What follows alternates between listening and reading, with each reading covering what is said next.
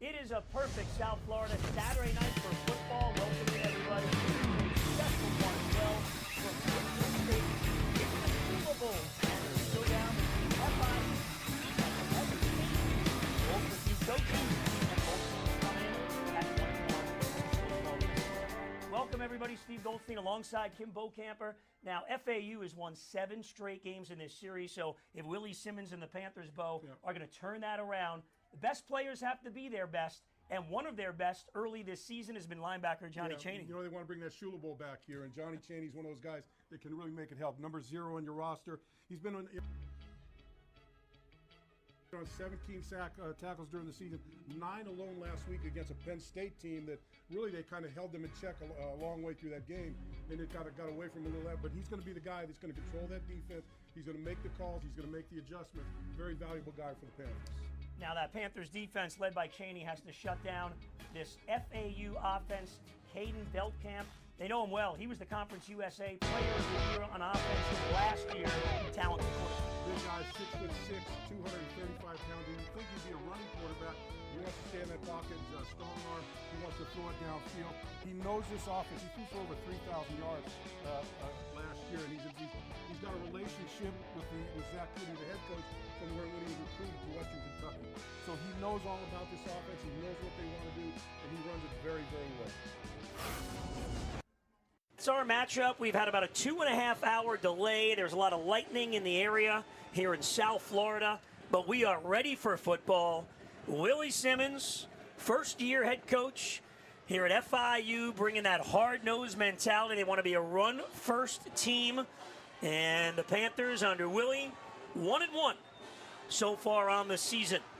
His team fired up on the sideline, and Zach Kittley on the other side, first year. He is the tallest coach in college football at 6'7", formerly with Texas Tech running the offense and quarterback coach, head coach at Western Kentucky, an offensive guru. So he is now at FAU. Bo, 2 new coaches to this Shula Bowl battle as FAU tries to extend that winning streak to 8 games. Yeah, this rivalry has been coming on for a long time now, and it's kind of been a little unbalanced, but you look at these 2 football teams. Both of them want to run the football. Both of them can run the football. I think both offensive lines and defensive lines for each of these teams are very capable of playing a good game. Now you've got two of the first-time head coaches in the Shula Bowl. I think that's only the 3rd time in 23 years of the Shula Bowl that you've had first-time head coaches coaching in this. So it's going to be an exciting game. It's a crosstown rivalry. A lot of these guys have played with each other in high school and along the path to get here, so it's always interesting, and I think this game probably is going to be as close as we expected going in, since we've seen this game in quite a while. The Panthers won the toss, Bo. They elected to kick off, so Willie Simmons will start on defense. It's Noah Grant kicking off. Jay-Sean Platt is back to receive for FAU. 23rd meeting between the Panthers and the Owls. And we are underway in the 2025 Shula Bowl, and Grant puts it through the end zone. It's a touchback to start this game. Already you see the pushing and shoving right off the get-go. And here comes Caden Veldkamp, 6'6", 236 pounds.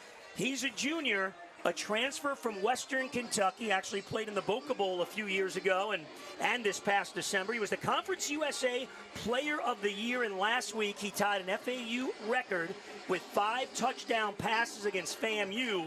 Now in the opener the week before, 4 interceptions in a loss to Maryland.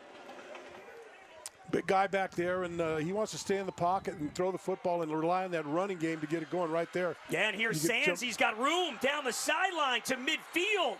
And opening the game, Jamari Sands, the sophomore from Davie, Florida, played high school at St. Thomas. Yeah, he lost contain on the outside. Look, these guys want to get these guys will run a lot of plays in this game. I mean, they want to get the game going. They want to be high tempo, up tempo, and just go. They've then run some 80, 90 plays in games in the first 2 games that they've played. So they're going to be a lot of action, and it's going fast. Yeah, they're lining up quickly. This is what Zach Kittley wants to do.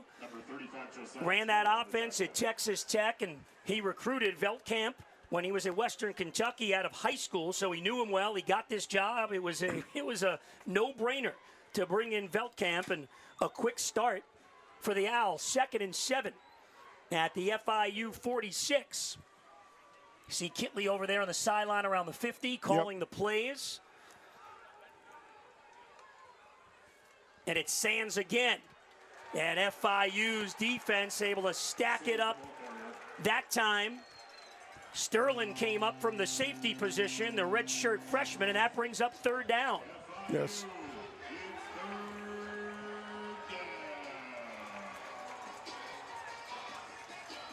Third down, we look at some of those players to keep an eye on in this game. 3rd and 7. Messer, the receiver, in the slot left, played with Veldkamp at Western Kentucky. Yep. They're good friends, and Brian Blaze having a great season on the edge, on the outside, at corner for the Panthers. Veldkamp gets the high snap. He's under pressure, gets free, and throws. It's intercepted! FIU football. Picked off by Sterling, and the Panthers get the turnover. Sterling made 2 big plays in this drive, and the biggest one coming up with that interception, giving this offense an opportunity to see what they can do. And it's not night. They got good position, good tempo, and this team's excited to get on the field and get their quarterback going. Shamir Sterling, the redshirt freshman, getting the pick for FIU. Receiver slipped down. That was Platt. And now Kewan Jenkins, the Miami native out of Miami Central High School, the junior, the Conference USA preseason Offensive Player of the Year. Jenkins on all kinds of preseason watch lists. The Davey O'Brien Quarterback Award, the Maxwell, Johnny Unitas Golden Arm. Walter Camp, Player of the Year candidate, and we get a timeout called here before the Panthers start from their own 30.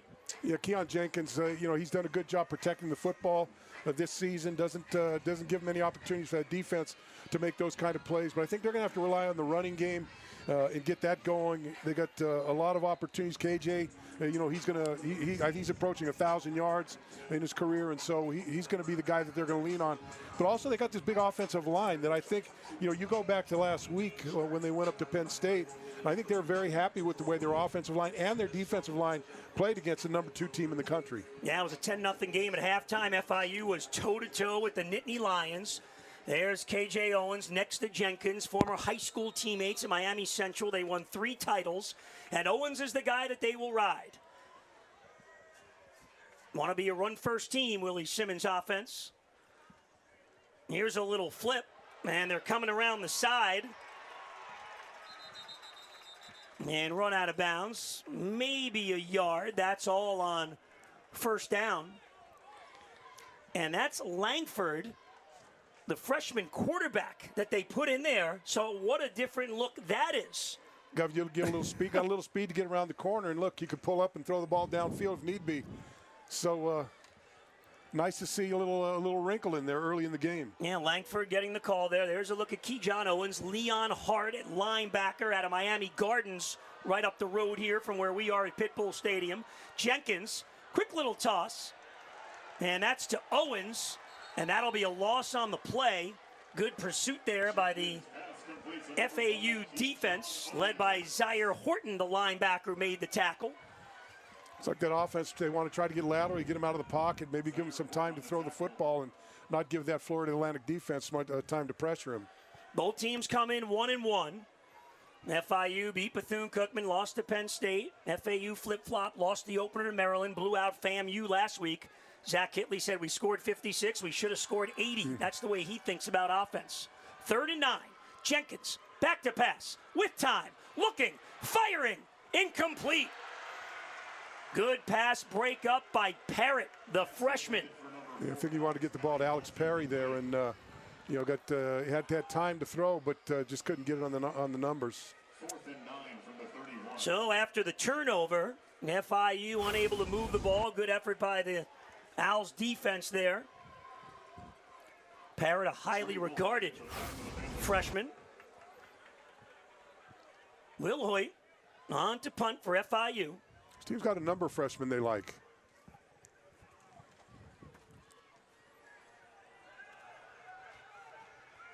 Messer back to receive, won't get a chance. It takes an Owls bounce there, and down at the 38. So just underway after the weather delay from South Day Kia Field at Pitbull Stadium in Miami. No score in the Shula Bowl.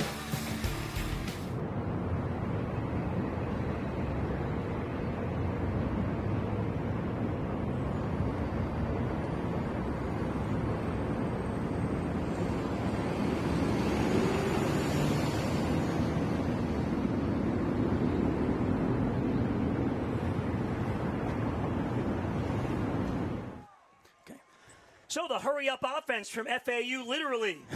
Velkamp will tuck this, run it himself. Ooh, he took a big hit there. The stick from Sterling, who's off to a great start in this game. Gain of about 2 on first down. Sterling's already made 3 plays in this game. He's everywhere. An interception. They give Velkamp officially 4 yards on that. Talk about the speed of this. These guys ran 94 plays against Maryland, 85 against FAMU. So saying they like to get things going fast is an understatement. Velkamp to throw out in the flat. That's complete to his former Western Kentucky teammate, Easton Messer. These two guys are best friends. Messer's one of those football junkies, 5'9", 190.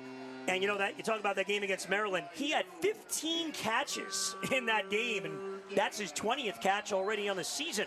Short gain, though, brings up 3rd and about 2 for FAU.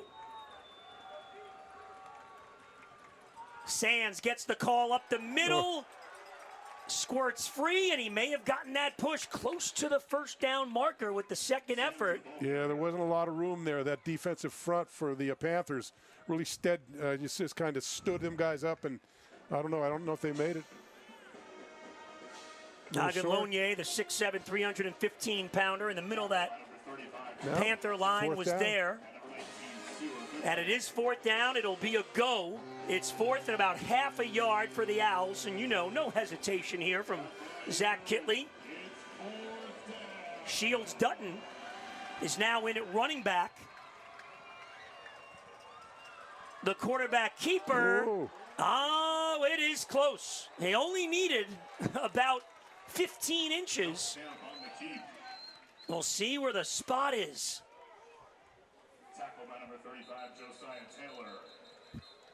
Panther defense seems confident. Aguilonier jogging to the sideline. They held him. Wow. Velkamp did not get it. Josiah Taylor on the hit. He's normally a special teams guy. They like him doing that, but comes up and makes the play there. And that stout defensive front in the middle really did their job. Yeah, Taylor starting now for the injured Percy Courtney. He missed the game at Penn State last week as well. Here's that push in the middle, though. Yeah, but it's where you get your pads. They got their pads lower than FAU, that FAU offensive line, and they got the reward.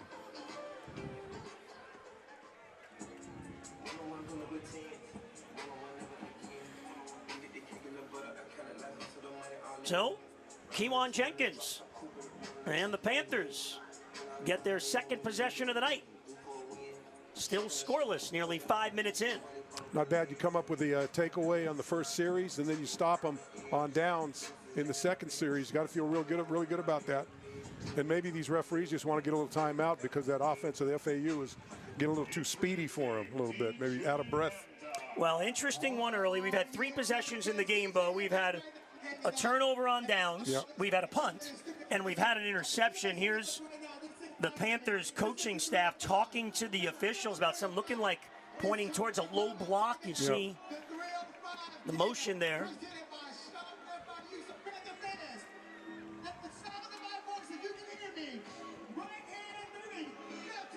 Yeah, I don't know what's going on here. This is a little bit unusual. I think we've had enough delays already. We don't need this, I don't think. Line it up, right? Yeah. So we keep it here with you. No score again. FAU 17-5 in the Shula Bowl. This is the 23rd meeting. The 2005 FIU win was vacated last year, Bo. We were up there in Boca, and it was a 38-20 Owls win. The last time FIU won the Shula Bowl, you got to go back to 2016. It was a great 33-31 game. Some familiar NFL names: Jonnu Smith, Devin Singletary, Trey Hendrickson all played in that game. Wow, that's a little bit of that's a pretty good roster, and I think hopefully they can drag that thing back and keep it here for a couple of years, because I think this is, between then and now, this certainly is a good roster on this football team. We've seen it. You go back to last week at Penn State, playing a very good football team. And I think when we talked to the coaching staff, they were all pleased with, look, we always want to win a football game, but playing in that environment, playing against a team that's got guys that are going to be in the NFL, a bunch of guys are going to be in the NFL over the next couple of years. I think they look pretty good. Kind of leaked at the end, towards the end of the football game, but 10-0, as you said, at halftime. Yeah. It's kind of you don't feel good about a loss, but you kind of feel good about your guys and how stout they were. The rain has started again here at Pitbull Stadium in Miami. And Willie Simmons said, hey, it's a 7-game losing streak against FAU. Not for this group, but he wanted to make sure his team get too emotional. Don't get too emotional in the game. The details matter. They take over in FAU territory after the loss on downs. And after that timeout, we get a pre-snap penalty on the offense. Well, that's coaches hate that. You're sitting over here. You got time. There's nothing to rush for, and you get someone to jump off, and that's put you to 15 yards, 1st and 15. Ball start. Number 71, offense, 5-yard penalty, 1st down. So that's on Antonio Tripp, the former Miami Hurricane. And, last week they were very good on 3rd and 4th downs, Bo. A lot of those were 3rd and 4ths and short, to your point. Now you go back 5 yards, it hurts you. I'd like to see them get the tight ends involved early in this. They do a good job in the passing game and in the run game. Here's Jenkins. Back to pass on 1st down. Steps up in the pocket. Throws over the middle. And that is caught. Terrific grab for the 1st down and a gain of about 20 by Alex Perry, the transfer from Hawaii. Boy, just kept running his route, giving him a target for Jenkins to throw to, and that helps a quarterback when he's struggling back there, and he knows he's got to get rid of the ball. To have a guy that keeps running and keeps his head up for the ball. Like I said, no problem with that extra 5 yards, with the penalty. Panthers are at the Owls 33 now. Samaj Demps checks into the game in the backfield. Now Owens comes and joins. Interesting alignment here. Here's Owens. Now the play fake, and they've got Demps outside, and he spun out of bounds right near the 1st down marker. So we've seen some interesting plays here early in the game called by Willie Simmons and this FIU offense, and a lot of guys involved. They put some wrinkles in. I mean, when we saw the game, saw him here at Pitbull Stadium against Bethune, it was kind of that read option and pulling it out of the running back, giving him the running back. Now they're running a lot of different looks on him, spreading the field. Maybe we want to play that lateral game. 2nd and 1. See if they take a shot here. Jenkins will go up the middle, and Carey's got the 1st down. He pushes the pile inside the 20. Anthony Carey finally hauled down. Number 6, Anthony Carey. Good job by the big guys up front, giving him the running room, and then he did the rest. Transfer out of Georgia Tech. They like to mix it up between Owens being the main guy, then Carey and Devontae Lyons as well. There's Lyons in the game, so they're going to really show some different looks here. The 2 running backs on the field. Jenkins trying to get the call from the sideline. Now they get it sorted out. All kinds of motioning. They put Lyons in motion, and now we get a timeout. FIU got the timeout before the snap. Timeout. FIU, their 1st of the half. So they had some communication issues on that play. 30 seconds. What do you think, Bo? All around football, we see so much of that pre-snap movement now. Yeah, everyone, there's a lot of things that you get from pre-snap movement. You can, it gives a quarterback an opportunity to see if they're in a zone or a man. If you got a linebacker or a defensive back that's going to follow the receiver, then you kind of got a tip that it's going to be a man coverage.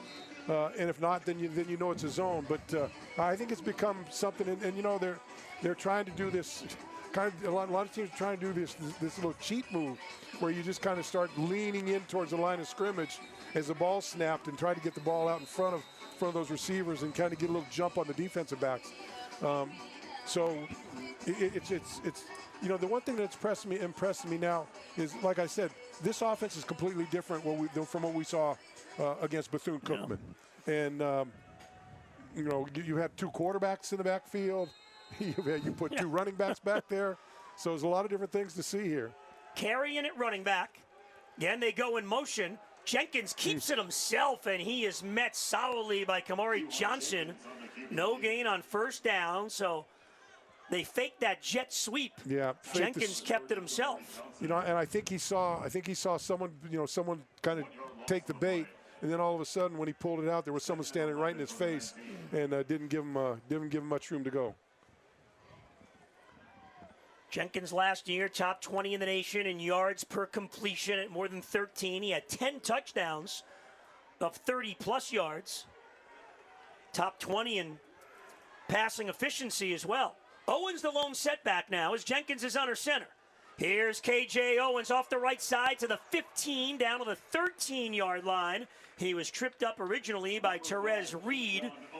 It'll bring up third and a few now for the Panthers. And Jalil Davis, moving guy down the field, giving him an opportunity to run in there, doing a good job in the line of scrimmage. 3rd and 5 from the 14.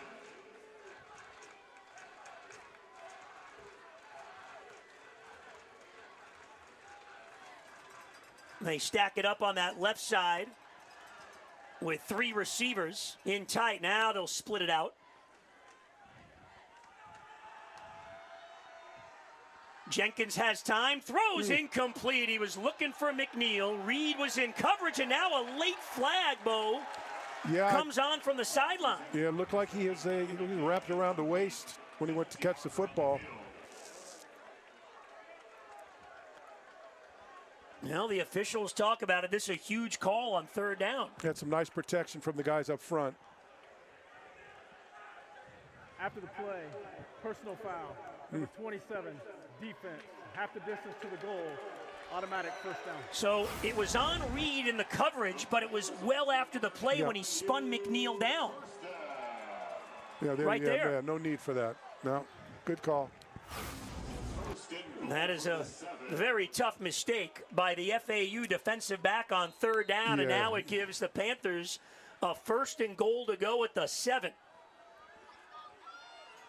All of FIU's touchdowns this year have come on the ground. Owens with the spin, still on his feet. He gets to the 4.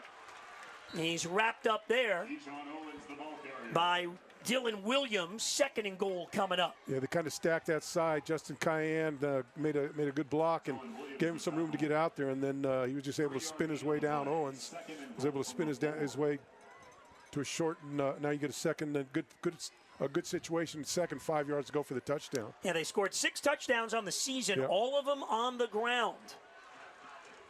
Now Perry is split way out to the right all alone, the big receiver. He's in man coverage out there. Anderson to the left. He moves in motion. Jenkins to Owens. He walks into the end zone. And the Panthers strike first in the Shula Bowl.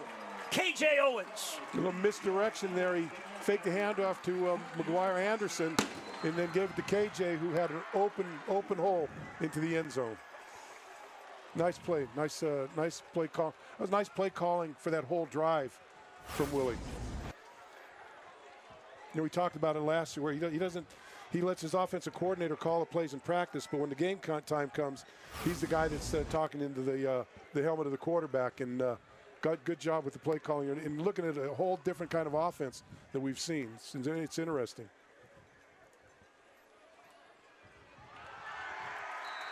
The extra point is good. So from Pitbull Stadium, the Panthers offense says better late than never after a long rain delay. FIU trying to break a 7-game losing streak against FAU. 7-0 Panthers early. This is where your ambition takes flight, at a top-ranked research university in the heart of Miami. This is where we crush cancer, explore oceans, and pioneer sustainable solutions. This is where we push limits and challenge conventions, where tomorrow's leaders make their mark, studying storms, building resilience, and driving impact. This is where you harness your potential and grow unstoppable. Step into the future at Florida International University.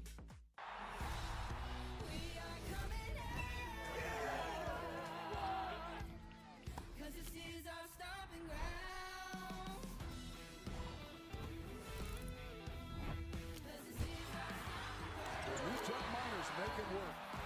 Touchdown, Bearcats. Knocks down the three.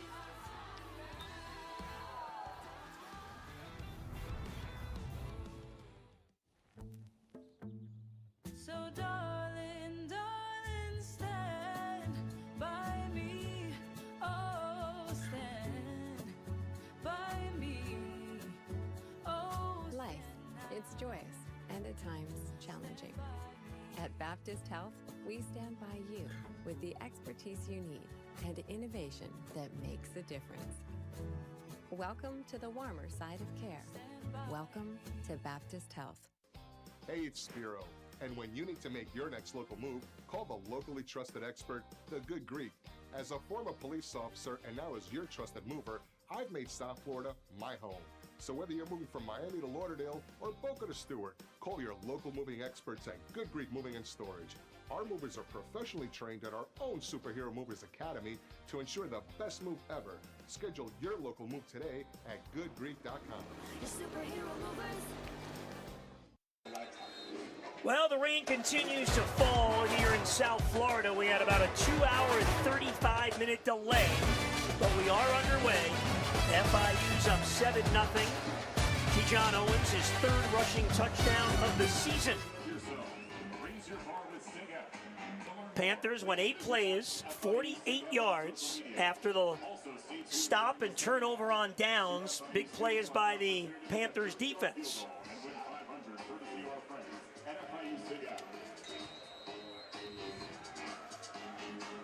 A lot of excitement on the Panther sideline. Yeah, they're having some fun. Willie Simmons, I tell you what, has special brought teams. A lot of energy to this program. Yep. Jay-Sean Platt back for FAU, looking for a return opportunity. He'll get one. No, he won't. It sails into the end zone. He lets it go. Second touchback of the game. And Caden Veldkamp will lead this FAU offense back on the field. 22 of 39, 309 yards last week. I spoke to Coach Zach Kitley this week. He said, hey, he's got a lot of leeway on the offensive line. That's the way Coach Kitley runs his offenses. An RPO, pass-oriented offense. Veldkamp's father is strength and conditioning coach at Western Kentucky. Here's a quick pass. That's complete to Platt, who breaks free. Platt to the 50 down the sideline. And finally forced out of bounds by McGrew. Big pitch and run there. Yeah, missed tackle and just left him wide open there. McGrew able to get a good angle on him and give up big yards. Platt had 5 catches for 56 yards and a rushing touchdown last week. So quickly FAU in FIU territory. There's some of that leeway we just talked about that Veldkamp's got at the line to see and make the calls himself.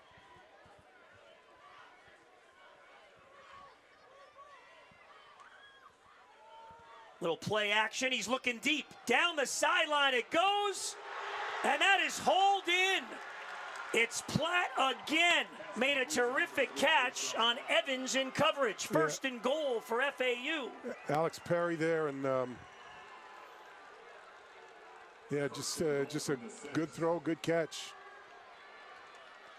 So FAU trying to answer quickly. 2 plays, and they've got a first and goal at the FIU 6-yard line. There's that playmaking ability by this Owls offense. Little pitch out wide, nothing doing there. That's a loss on the play. The Panthers defense able to snuff it out against Xavier Terrell. Yeah, good run support up in that one. Josiah Turner comes up or Taylor comes up and just stones them and doesn't give them any room. So they just got to keep that going. So that's a loss of 4 yards on the play. 2nd and goal now.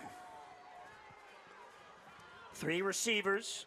Now Terrell goes in motion. Velkamp himself gets to the 5, looking for the end zone, and he's in. A 10-yard touchdown run for FAU.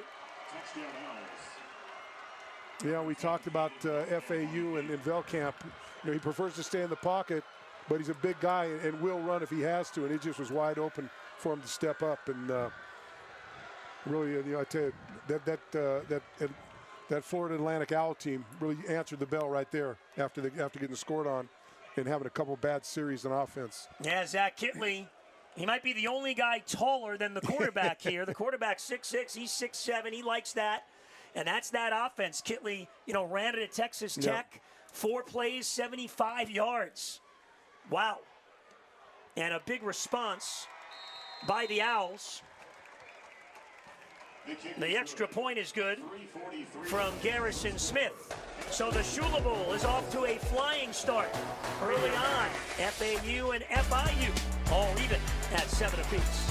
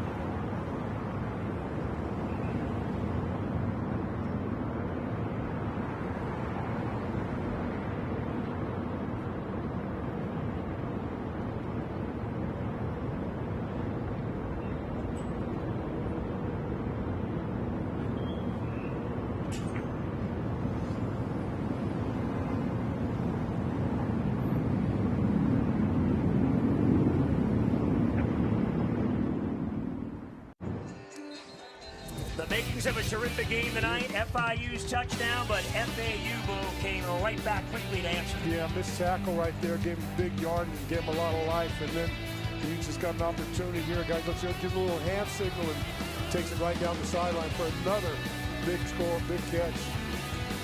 Pretty good coverage, but a great catch. And here you go. Quarterback does it himself. Doesn't want to run, but will if he can. Had a lot of room out there, Velkamp, to take it in, rushing touchdown. So 7-7. This is Andrew Nelms kicking off for the Owls. Saquon Jean-Pierre looking for a return opportunity. The Conference USA Special Teams Preseason Player of the Year. One of the best kickoff return men in the country last year. No, that's a booming kick, and he won't get a chance. It's a touchback. And let's see if the Cats can answer back on this.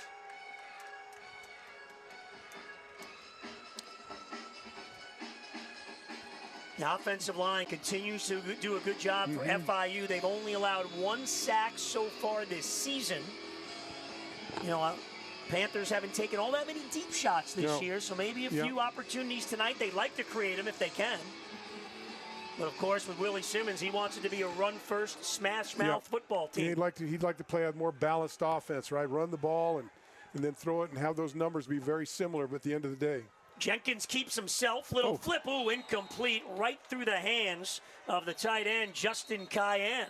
Yeah, he might have been better just to hold on to that ball and get how many yards he could.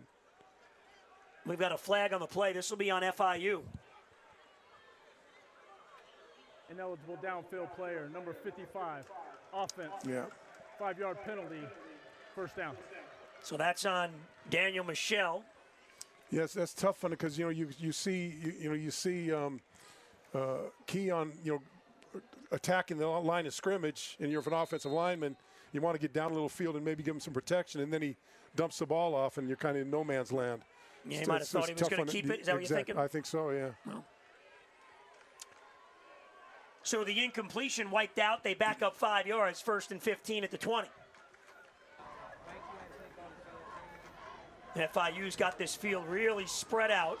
Jenkins hands it off up the middle. Owens takes a hit, tries to bounce off, but could not get free.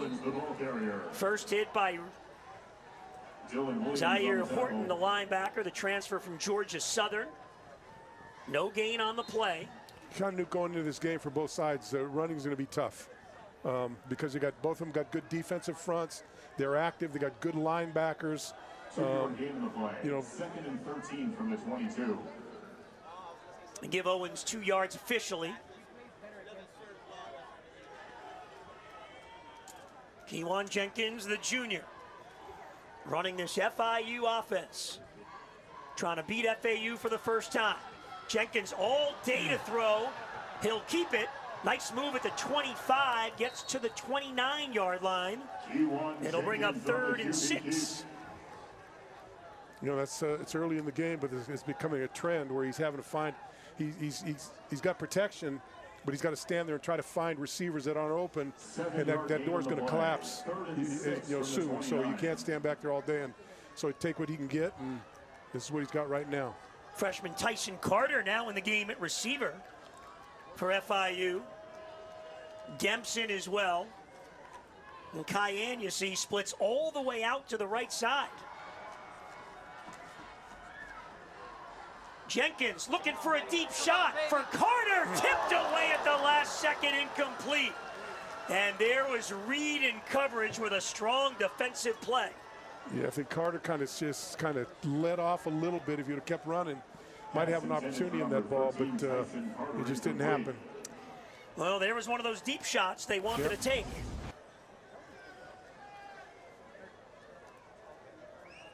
Fourth and 6 from the 29.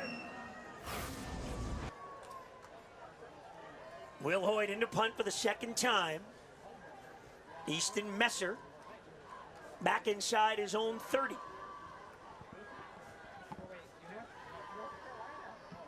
Booming punt from Will Hoyt sends him all the way back inside the 20. Messer for an opportunity. A flag comes in. Got about 5 yards there. That's it. Number 8, Easton Messer on the Fournay was had a great start special teams wise for FIU, was down there for coverage. It's like the referee's pointing over to the FAU side. I'm not going to speculate on. During the return, holding, number 27, receiving team. 10-yard penalty, first down. So the Owls will be backed up after the good punt and then the penalty. I'm going to start near their own 10.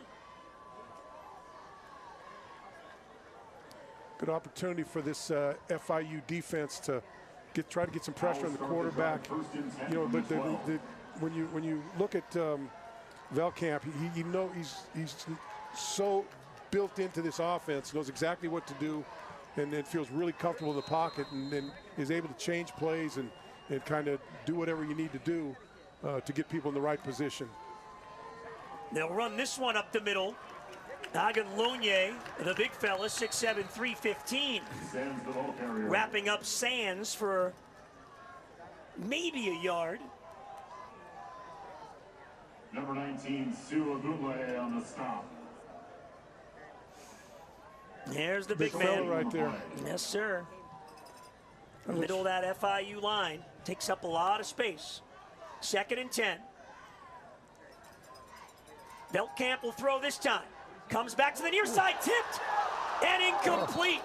Boy, that one ricocheted, and for a moment it looked like Taylor may have had a chance for an interception. Incomplete. I think it was Agule that had that opportunity. The big fella. I think it hit Quaylen right there. Ball's up in the air. No, maybe not. So 3rd and 10 now.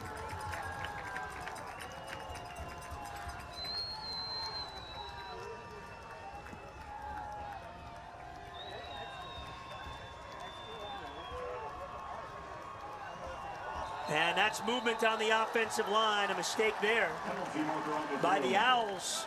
And that'll back them up further. False start. Number 57, offense. Got to be tough for those linemen when all the motioning and Yeah. trying to change the play at the Yeah. line sometimes.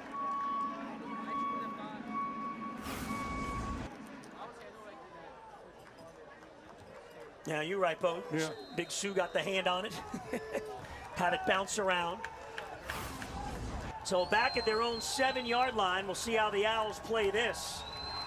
Going to the air. Beltcamp has to get free. He's got a little bit of room to run. Gets to the 20. But it'll be 4th down. They'll have to punt. Well, got a lot of space out there to run, and fortunately the Cavalry got there in time and pulled him to the ground. Yeah, it gives Lupo a little more room to punt. Yeah, good defensive series though, especially from the defensive front guys. Front guys did a lot in that series.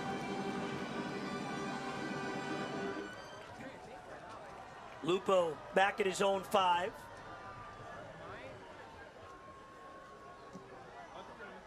That's a booming kick. Jean-Pierre all the way back to the 20.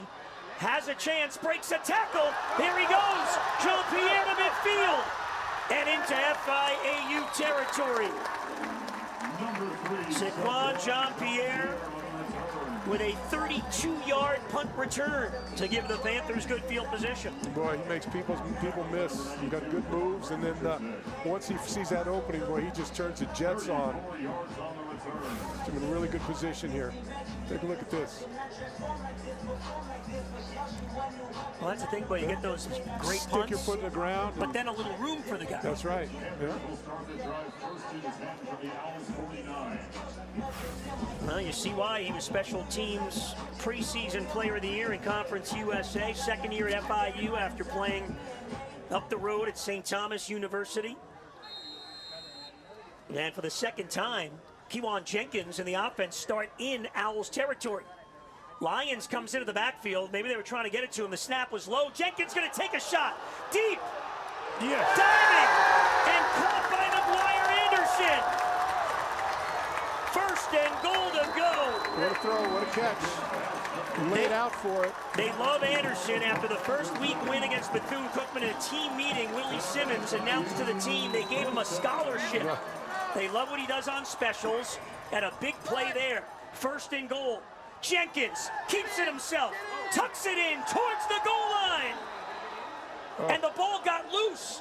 The Owls think they have it. Let's see if he was down. I believe the officials are... The door slammed shut on him. He had a hole, but... Well, now that FIU thinks it's a touchdown, FAU thinks it's their football on the final play of the quarter. Result of the play is the runner was down short of the goal line. Okay, he was down. He did not get in the end zone. No fumble, though. You got to like this start to the Sugar Bowl. Yeah, it's action-packed. You got one team that wants to run plays in like 10 seconds. You got another team that's trying to get the ball down the field. A lot of good action.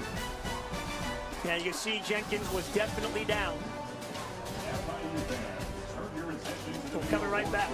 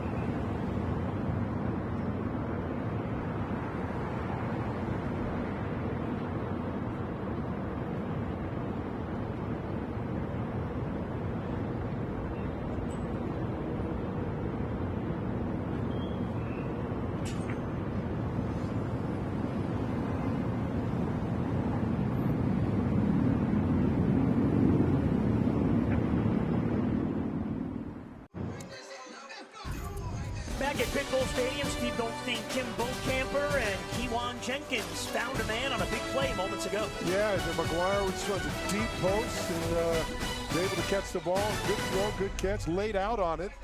And I tell you, the sideline exploded as soon as he caught that football. Anderson, a transfer from BYU. With the big play there, a 46-yard gain, and Jenkins was stopped inside the 1, so it's 2nd and goal for the Panthers to start the second quarter. Good protection on that play, too. They got the tight end Verdugo in there blocking in front of Jenkins. The rare I formation. Yeah, it is. The give to Owens, to the goal line, pushing the pile, and he's in for the second time tonight. On the ground, Owens, touchdown. It's his 7th touchdown in this stadium this year. Willie Simmons, as he got this job at FIU, said we're going to be a run-first team. We want to be smash mouth, and that's the way you do it when you're down at the goal line. Yeah, no doubt. And look, he talks about that, and I think he's comfortable because he knows he's got an offensive line that can move people out. And he has running backs that can run. They'll run hard, and there's an example, a perfect example right there. So FAU, after they had that long touchdown drive, their defense with a short field after the good punt return by John Pierre, unable to stop the Panthers. Sorenchon for the extra point.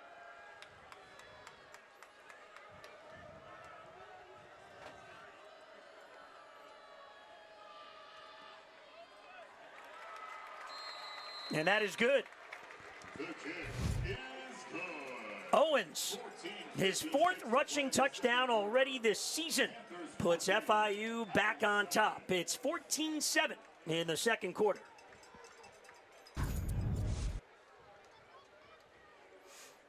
Yeah, got a good block. You got a kick-out block that kind of opened the door a little bit from Tripp Jr.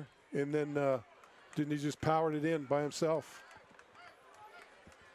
Owens will be the workhorse running back. He had a couple of big runs last week at Penn State. Senior out of Miami Central High School.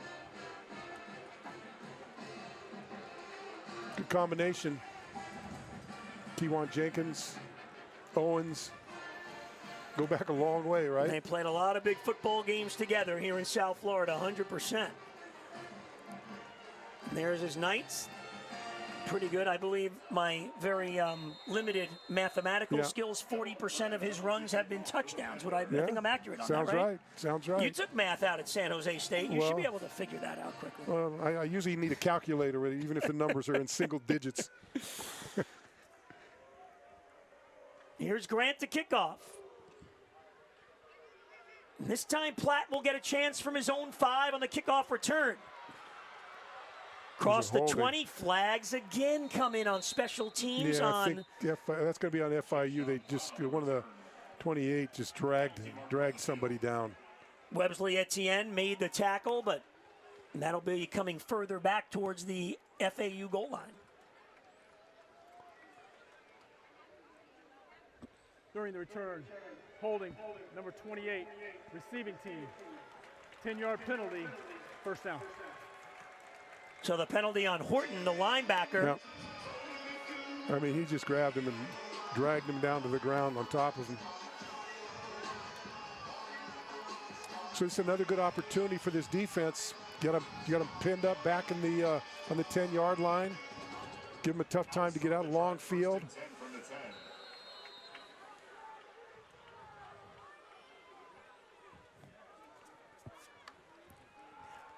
Velkamp throws. Platt catches at the 15, and he's immediately taken down. There's Blades. We don't say Brian Blades' name very often because they really don't throw to him.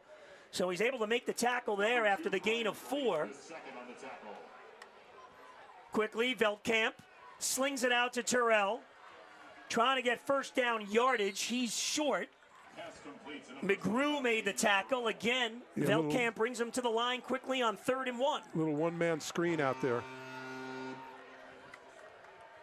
Fakes the handoff, throws, and they're able to pick up the first down. That's Wasim. sophomore transfer from Colorado. He had a couple of touchdown catches last week in the win over FAMU. So new set of downs for the Owls, who quickly picked up, 11, 12 yards in a hurry. Similar play, one worked halfway, and this one, the second one was pretty good.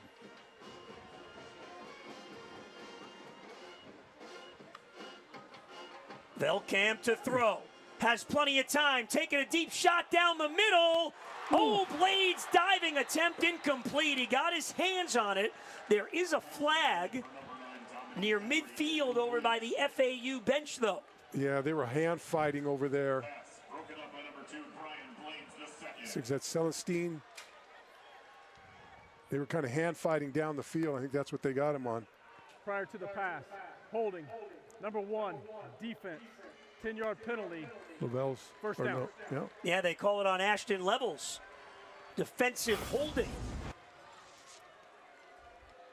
Yeah, you can see him right there. Starts. After the penalty, first down and 10 from the 32. But look, the ball was uncatchable. I mean, yeah, it was Levels and Henry again matched up. So the penalty moves it out to the 32-yard line for this FAU offense.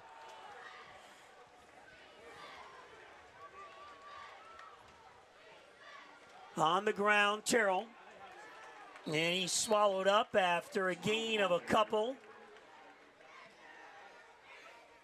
Zion Chapman on the stop. Chapman leaned on him. Yep. On the middle of that Panther defensive line. 2nd and 8. Velkamp this time play action.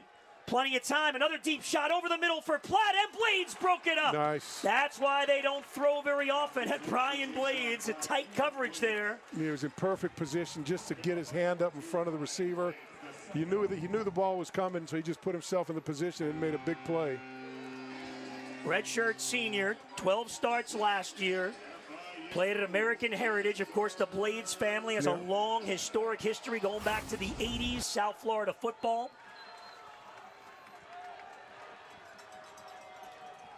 Look at the position. Perfect. Velkamp on 3rd down. Pressure coming. He's able to bounce away. And he's got Terrell outside. Makes one move, gets to the 40, dives towards the first down marker. This will be close. Yeah, I think he's going to be about a half a yard short, if not a yard. Yeah, it's almost Maybe a full yard, more. You're right, and they're going to go for it from their own 41. It's like 2 yards almost, huh? Once again, no hesitation by the Owls in their own territory to go for it on 4th down. They're 0 for 1 in the game. Empty backfield for Velkamp. Runs it himself, and he did not get there. Oh, what a play. As we spoke about in the open, Johnny Chaney with the big tackle. Yeah, comes up and just, that defensive front, push the line of scrimmage back. Johnny Chaney ready to come and just pick up the quarterback, not give him room. Well, he's been making a lot of plays for this football team. Look at that. Plays off one guy and grabs him with the outside arm. That's strength. Chaney goes way back with Coach Willie Simmons. He transferred from Colorado, but before that, he played for Willie at FAMU. And when Willie Simmons got this job, comfort with the defense, he came to the Panthers.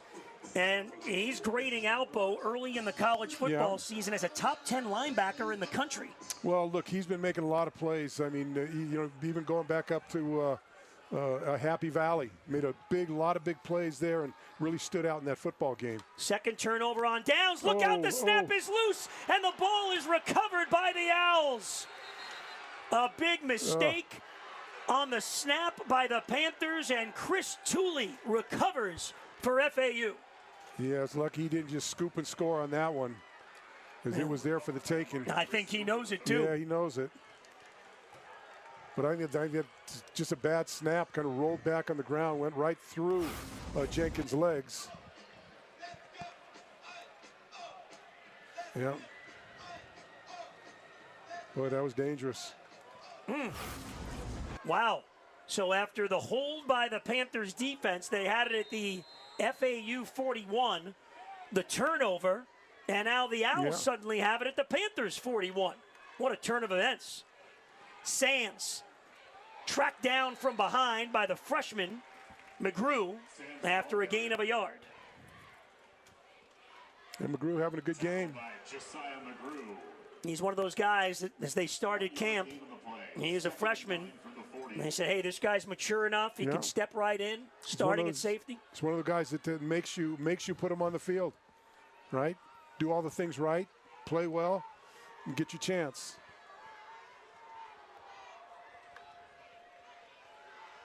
Second down, pass over the middle complete.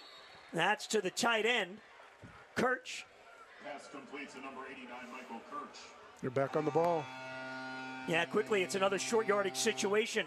3rd and 1. Sands in at running back. Velkamp will sling it out, and he's got Messer, and he's got the first down. Inside the 30, Blades and Mr. Clark ran him out of bounds. That's the third time they've ran that one-man screen out there to a wide receiver. Have the one guy block, and the other one just take where there's space. So FAU after the turnover on the march. Down to the 28-yard line. Velkamp with time, throws, and that's incomplete. He was looking for his buddy Messer, and Blades was there with the coverage. Yeah, right at it. Well, this is you're kind of you're playing with fire if you're going to keep throwing the ball at Blades, because you almost picked one off earlier, and this one you might think twice. Yeah, it's really the first time all season anybody's really tried him. So yeah. Now Sands and Terrell both in the backfield, the two running backs.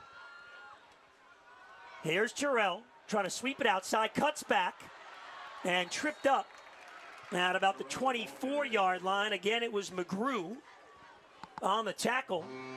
Another 3rd down for this FAU offense. Yeah, it's a good thing McGrew was there, because there was some green turf ahead of him, and not many people around there to protect it.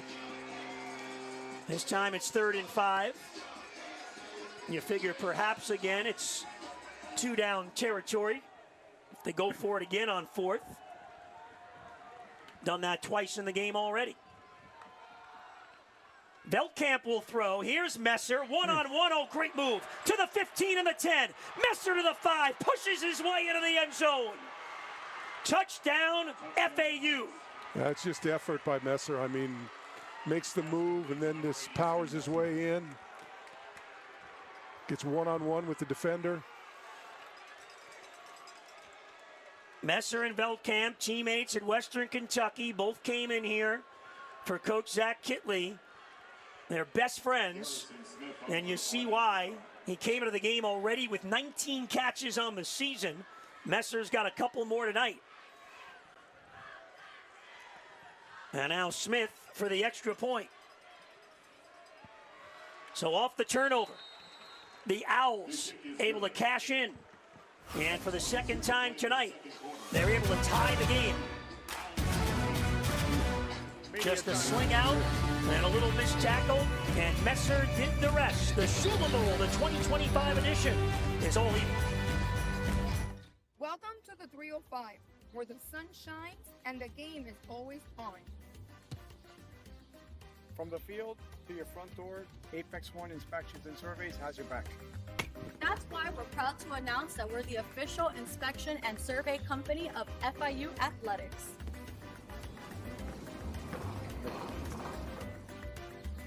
Keeping your home, Your family, and our community safe, one inspection at a time. Dale!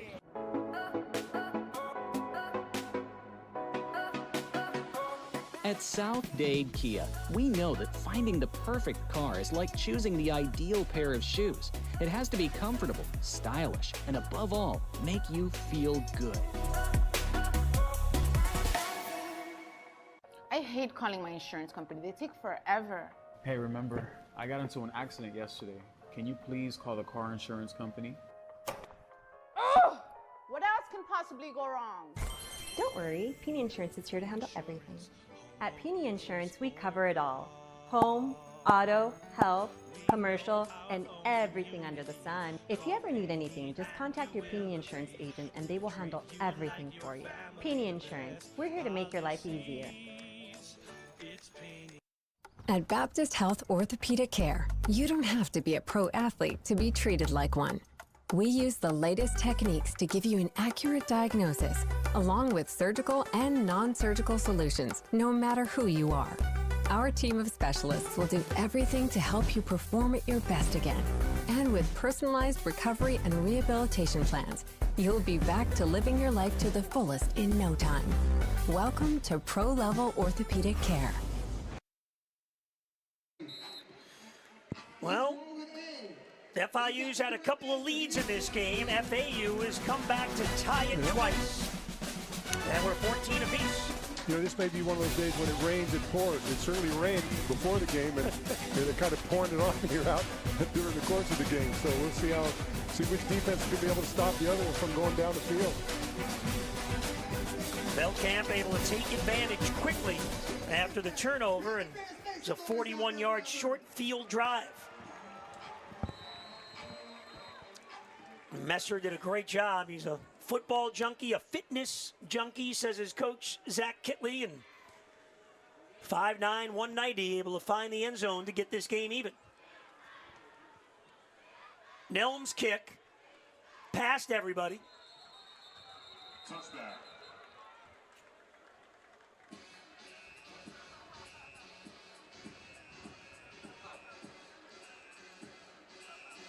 Well, we got a pretty good crowd in here with all that went on and the delays in the game. They, especially that student section, they're loud and proud. Yeah, it was a long delay, 2.5 hours, and you know they had all kinds of events. It was an awesome tailgate on the campus, and the park's right next door here at FIU all day long. So you know some of those folks after the long delay probably departed. Jenkins, little flip. And he's got Dallas Payne, the tight end. Gets across the 30, and then he's hammered hard as he went out of bounds by Chris Keys for the Owls defense. Where Keon just lofted the ball over, kind of floated it over to his big tight end and let him do the rest. And they in a pretty good situation here. And they picked up 7. I think they might want to change those. There you go. You got it. Payne, a transfer from UAB. Now Jenkins under center. No little trip, he stuttered, but he's able to give to Owens. And Owens won't get the first down. Big Willie Deneau from the line was there, and then a late flag comes in as Owens lost his helmet. Yeah, I think one of the offensive linemen got pushed back, maybe stepped on his foot when he was trying to pull out.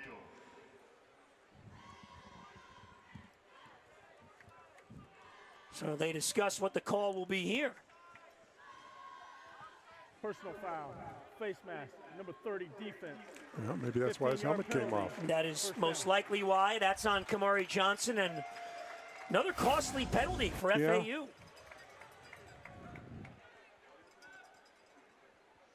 The penalty results Yeah, it's right there.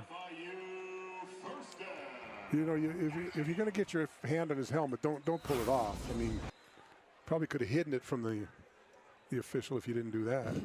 Yeah, I'm not so sure it was Johnson who was there as well. I think it was the first man. Yeah.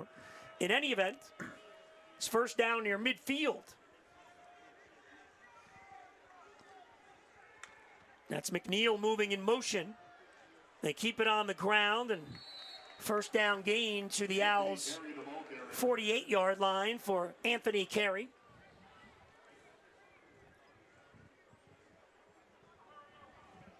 Three-yard gain on the play. 2nd and 7 from the 49. You can tell Willie Simmons is confident in that offensive line. Those guys up front give him room, even if it's a little bit of space. And Keon Jenkins seems comfortable to kind of stick in there and, you know, run that RPO, and when it's options, spread it around when you want to. 8 years as a head coach for Willie Simmons. He's never had a losing season in his first year at FIU. Oh, they go on the little reverse, and Lyons is hammered down for a loss, and that's Kamari Johnson with the big hit. Yeah, he'll remember that one later on this evening. That was just a...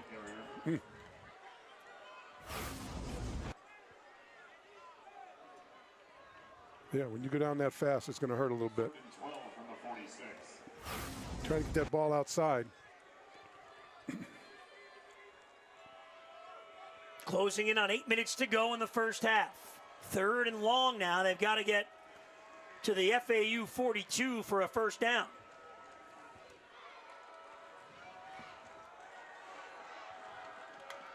Jenkins, they get it off. Steps up, trying to get free, buys some time, and has all kinds of room to the 40, to the 30 and out of bounds. Keywan Jenkins with the scramble and run on 3rd and 12.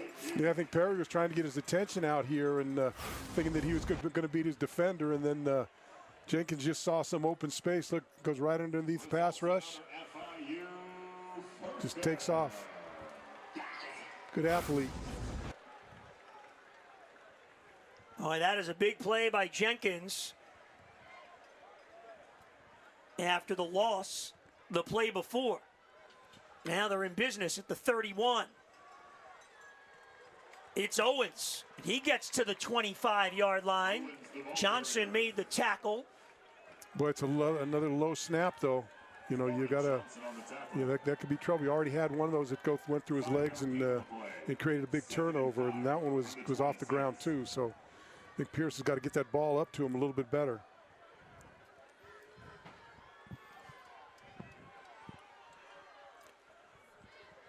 Well, the good first down gain for the Panthers will keep the FAU defense guessing as they sub in on 2nd and 5. Tooley now gets back in there. Owens gets the call, picks his way towards the 20. Owens, the ball carrier. Close to the first down. Yeah, you had all those offensive linemen just on the edges of these defenders, just kind of pushing them along the line of scrimmage, giving them opportunity to find the crease, and he took it. Need less than a yard. Little sling out. It's Anderson to the 20. He's got the first down. Second catch of the game for McGuire Anderson. Boy, he's just improving as this season goes along. Well, you know, he keeps doing things like that, and then Jenkins is going to kind of start getting a lot of confidence in him today. He's going to catch the ball, and he's going to be where he needs to be when you throw it. And this guy just seems to be getting better and better every week, huh? Now they stacked up that line on 3rd and short, and Jenkins went to the air. First down at the 17, 5:40 to go in the first half. Jenkins, Anderson again takes on a tackler and could not get free. That's a big play out on the edge by Jaden Sweeney on the tackle. Yeah, Anderson made the catch, but just couldn't shake the receiver. I mean, the defender, and wasn't able to get. Just picked up a couple yards. But again, you can see he's starting to become a big part of this offense. 3 catches on the night. Carey now in at running back on 2nd and 9 for the Panthers. Lions on the move. Carey gets the handoff, and he's taken down behind the line of scrimmage. That tackle from Eric Brantley. Yeah, so good tackling by the Owls. Linebackers, I think those linebackers are diagnosing that little you know, run pass option, and you know, not going with fakes, and just keeping their ground and not letting those you know, when you give the ball in the inside of the line of scrimmage, not getting much space to run. They lose a yard. Another 3rd down situation. Last time Jenkins had the big scramble.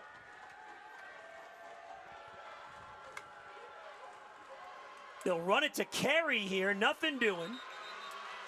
A loss of about 3 yards on that play. Bryce Langston, along with Doggett, transfer from Ohio University, made the tackle. 4-yard loss on the play. Yeah, they just diagnosed it. 4 guys around the ball. Maybe one of those, hey, let's not take any chances. Let's run it and get the lead again if Sorencha can convert from 39 yards out. FIU looking for its 3rd lead of the game.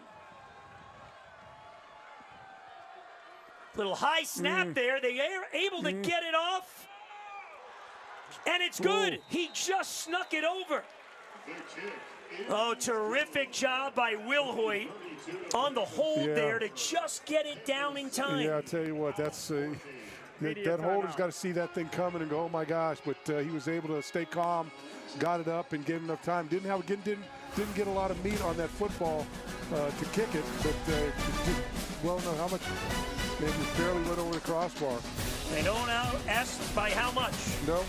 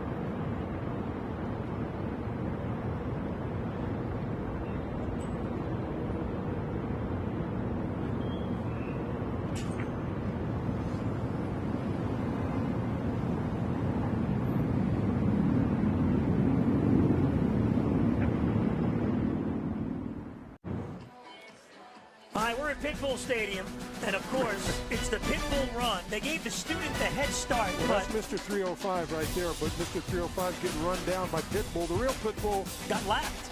Well, almost, you know. Yeah, you saw that coming from where, about the 30, 35? I think I saw when I saw him at the 30, and he only had 5 yards to catch him. Right. Yeah, this ain't gonna work. He is Kim Bocamper. He's the expert in If it was the me, races. if I was me and I was a student, I'd have pulled up a hamstring just so I wouldn't have been so embarrassed. When in doubt, pretend. It's a good call. 17-14. FIU leads. Kickoff sails through the end zone. So third lead of the game for the Panthers. Trying to win the Shula Bowl for the first time since 2016. Got a challenge with them. This offense is looking pretty good. They're doing a lot of different things. Not to say that the FIU defense is doing anything, but they've made some big plays on them. Missed tackle once, had a big missed tackle that hurt. But for the most part, they're going toe to toe. But this is a game that maybe the last team that scores wins this one. Certainly going to be entertaining if it's that way. Veldkamp rolls, stops, and he's got to throw it away. Yeah, he felt the heat there. They brought some pressure. Dante Anderson was right in his face. Yeah, it's the first time they've really got pressure on him and made him move in the pocket. You know, we've seen this team before put a lot of pressure on from those outside rushers, and really that's the first time we've seen it today. Yeah, check it. Robert Williams was there right in his face, number 43. 36 there to make him turn back in, and that helped. On second down, Veldkamp over the middle. He's got Platt. Went backwards a bit and then immediately tackled by McGrew. They'll give him the forward motion. So it is a first down at the 35. They get it lined up quickly. Handoff up the middle, gain of a couple.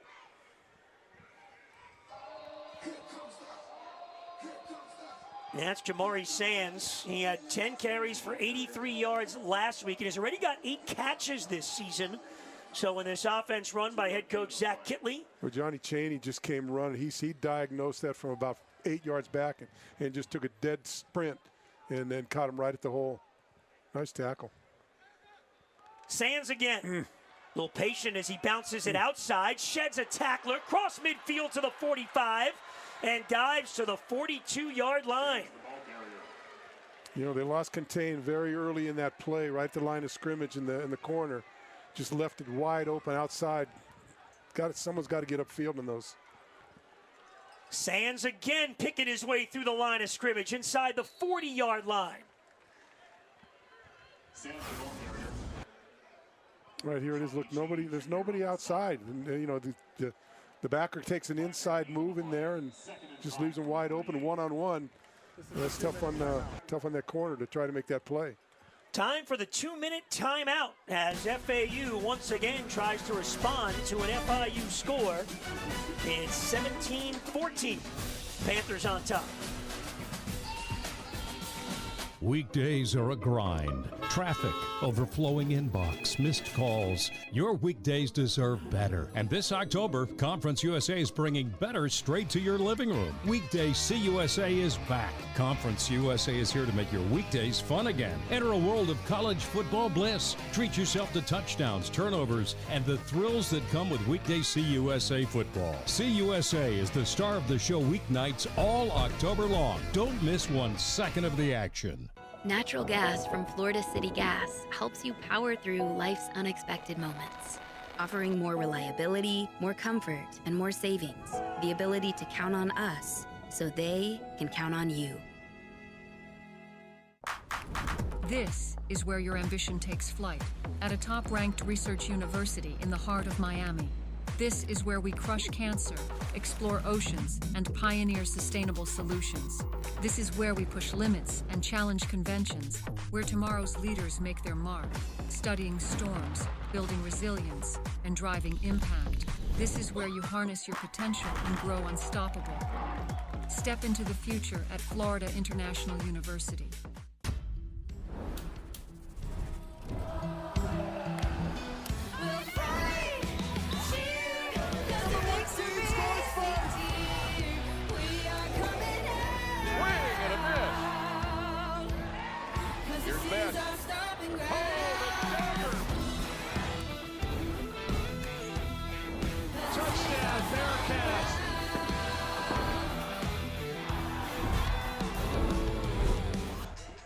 We are back, South Dade Kia Field at Pitbull Stadium in Miami for the 2025 Shula Bowl. The trophy is in the building.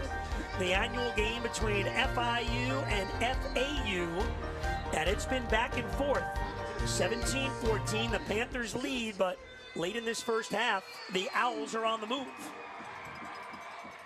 Had a 2-hour and 35-minute weather delay.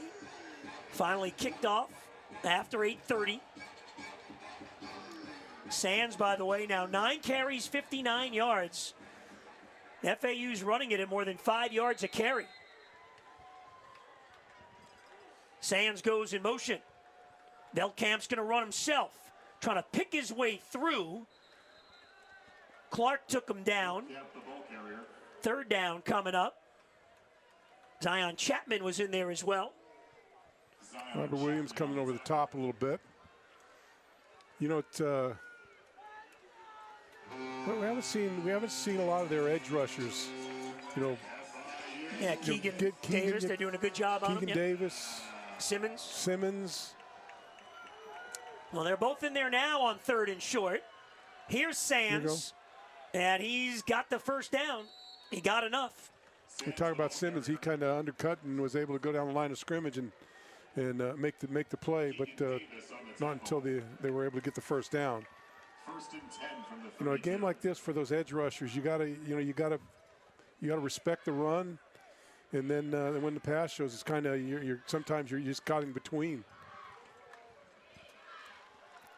Velkamp, play action. Oh, he's got a wide open man, and it's Terrell, the running back, inside the 10 to the 5, touchdown.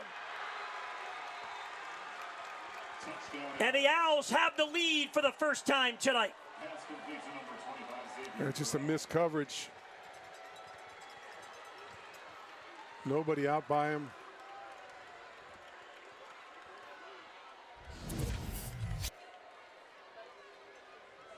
Good protection. They're wide open. Little wheel route. Nobody there to cover it. By the time the defenders get over there, it's too late. FAU has answered every time FIU has taken the lead in this game. And this time it's good for their lead after the extra point of 21-17. Veldkamp, his second passing touchdown of the night, and he's run for one as well.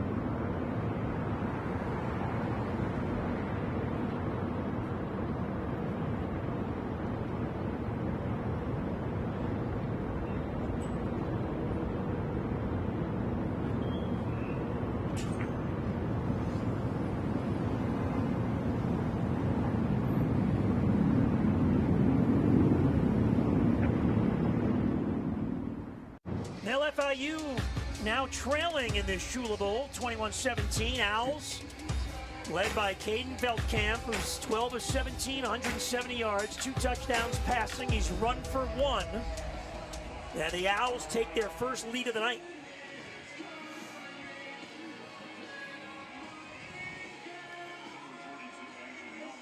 $57 seconds left. Might as well hoist one down the field right at some point. Each team with a turnover in this first half.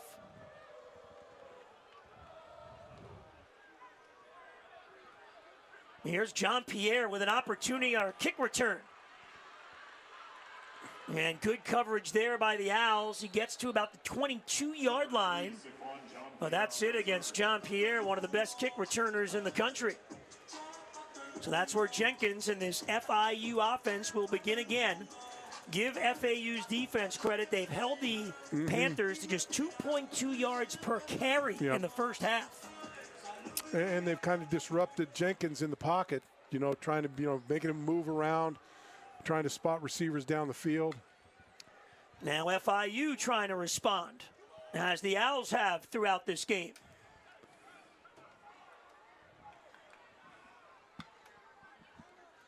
Jenkins with time.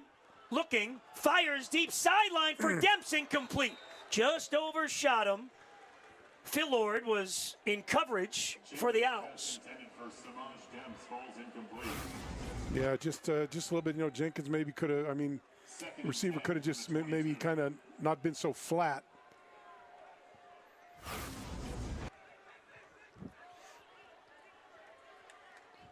FIU 2 timeouts left.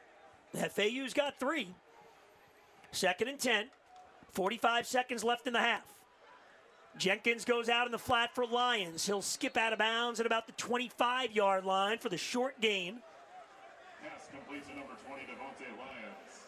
Lyons, the redshirt freshman, part of that 3-headed running back position for the Panthers. Been pretty effective. McGuire Anderson, who's had a big impact at receiver in the game in the slot, to Jenkins left on 3rd and 8. Now he goes in motion. Jenkins, another low snap, able to scoop it up, steps up, throws deep sideline for Anderson, incomplete. He was looking for him again. And now FIU is going to have to punt. Yeah, just beyond his fingertips. He was there. 4th and 8 from the 24. Just turns it up the field and turns on the Jets. Jenkins, by the way, moving up to 3rd all-time in passing yards in FIU history, 5,376, but no solace for him. It's a 3 and out. Messer back to return. Wilhoit's got some hang time. Messer's going to have to fair catch and does at his own 30. 29 seconds and 3 timeouts. There is a flag back near the line of scrimmage.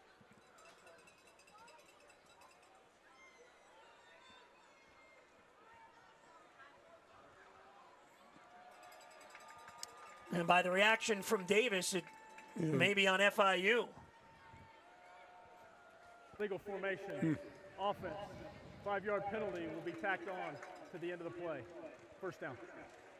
All right, so it gives Veldkamp and the offense 5 extra yards out near the 35. Well, we've seen him score quick. You can't, if you're the FIU defense, you can't let down because it's the end of the half. 7 touchdown passes for Caden Veldkamp in his last 6 quarters of football.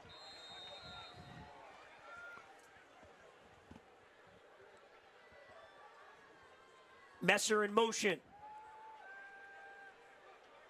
Veldkamp feels the pressure, rolls and throws, and Messer makes the catch along the sideline at the 42-yard line, so they pick up 8 yards. Yeah, nothing new. They're going to get right on the ball.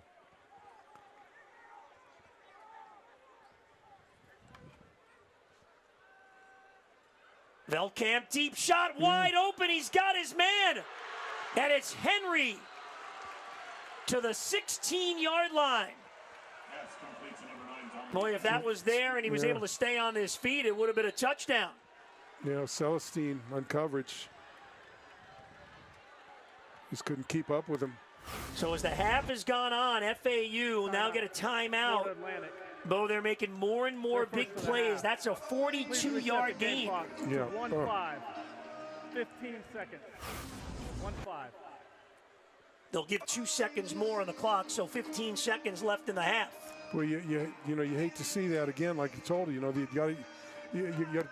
40-something seconds.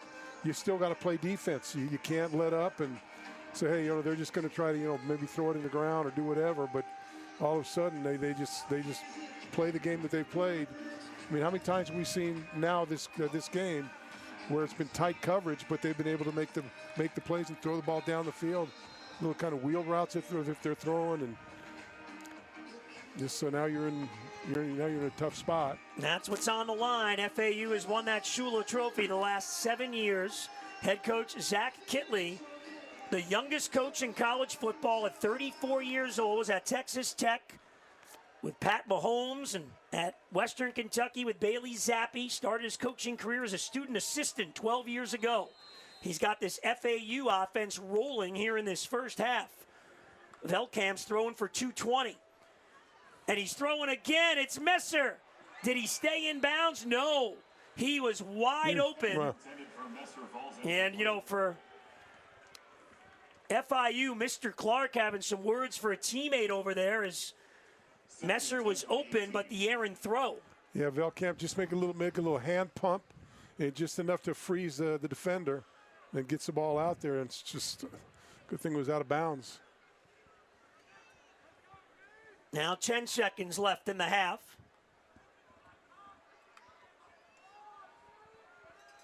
Veldkamp looking end zone, intercepted! Mr. Clark at the goal line, and he's looking for some room.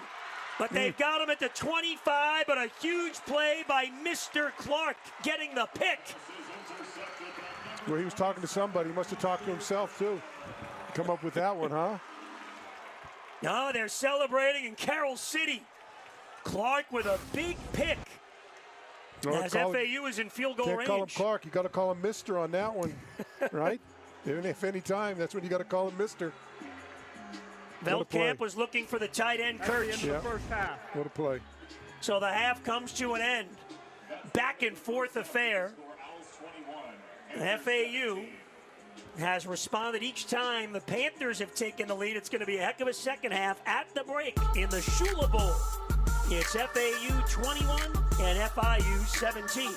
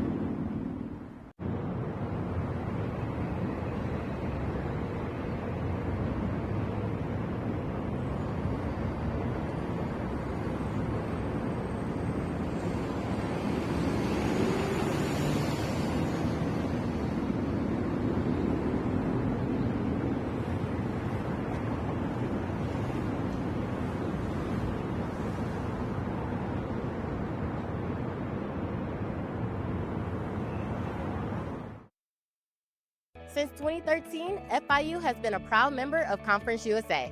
Less than 20 miles from White Sand Beaches is suburban Miami-Dade, the home of Florida International University. FIU is a top 50 preeminent research university serving a student body of 55,000. U.S. News and World Report places dozens of FIU programs among the best in the nation, including international business at number 2. More than 400 student athletes compete in 17 Division I sports, amassing 121 All-American honors, appearing in 49 NCAA tournaments, and posting record-setting academic achievements. Widely recognized for meteoric growth in its first 50 years, FIU's goal is to become a top 30 public university by 2030, driving student success and research excellence. Half sprawling city, half tropical oasis, FIU is proud to call Miami its home. A dynamic hotspot for innovation and creation, this multilingual, multinational city puts the I in FIU. Visit these sites to learn more about FIU athletics or Miami, Florida.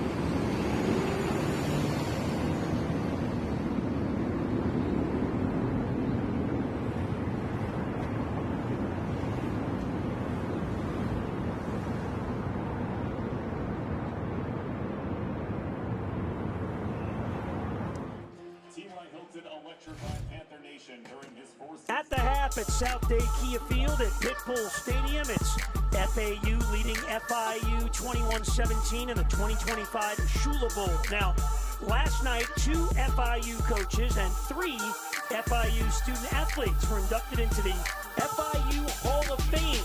They honor those folks on the field here at halftime, and our own Corey Brooks takes us inside what was a memorable night. One word to describe FIU football: home. Something Panther Nation was hungry for. One incredible, long overdue night. On the eve of the Shula Bowl, FIU honored just its second ever Athletics Hall of Fame class. 5 inspiring Panthers took center stage. Mungai Katebi, Carl Kremser, Tana Lawrence, Cindy Russo, and of course, T.Y. Hilton, the soul of Panther Nation. The GOAT of Panther football. Hilton was, for a lot of FIU fans, the very first name that came up when the Hall of Fame made its comeback. And when it was Ghost's turn to take the stage, he came with a clear message: gratitude. T.Y. was thankful for so many, including his parents and his entire family, those that were there and one that's up at Camp Randall. That young man, by the way, is the one who picked an FIU hat as a baby, giving Panther Nation so much to cheer for.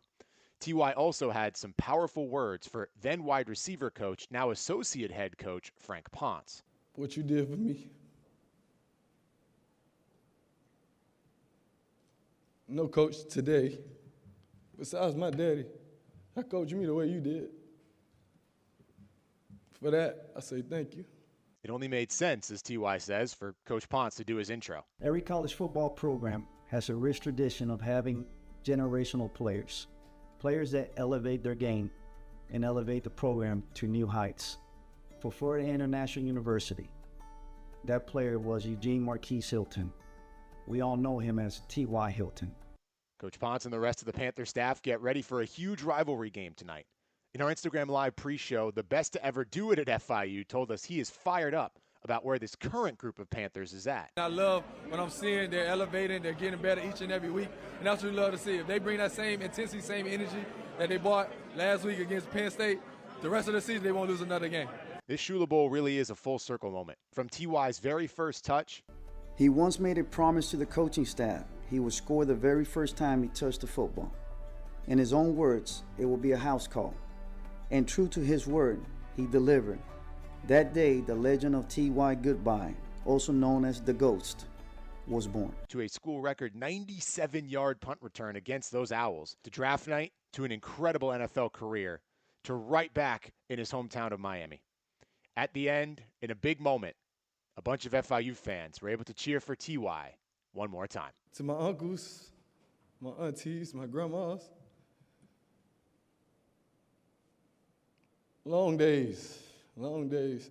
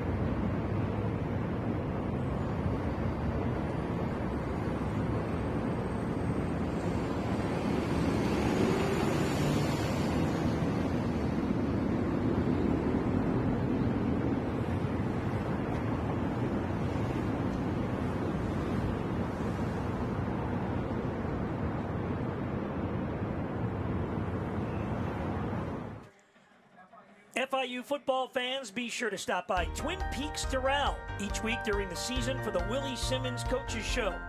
During each show, guests can enjoy happy hour pricing and receive promotional ticket giveaways to future FIU games. And if you can't make it live, be sure to tune in on ESPN Plus. This week's show takes place on Monday, September 15th at 6 p.m. Willie Simmons, FIU Panthers down 21-17 to FAU at halftime.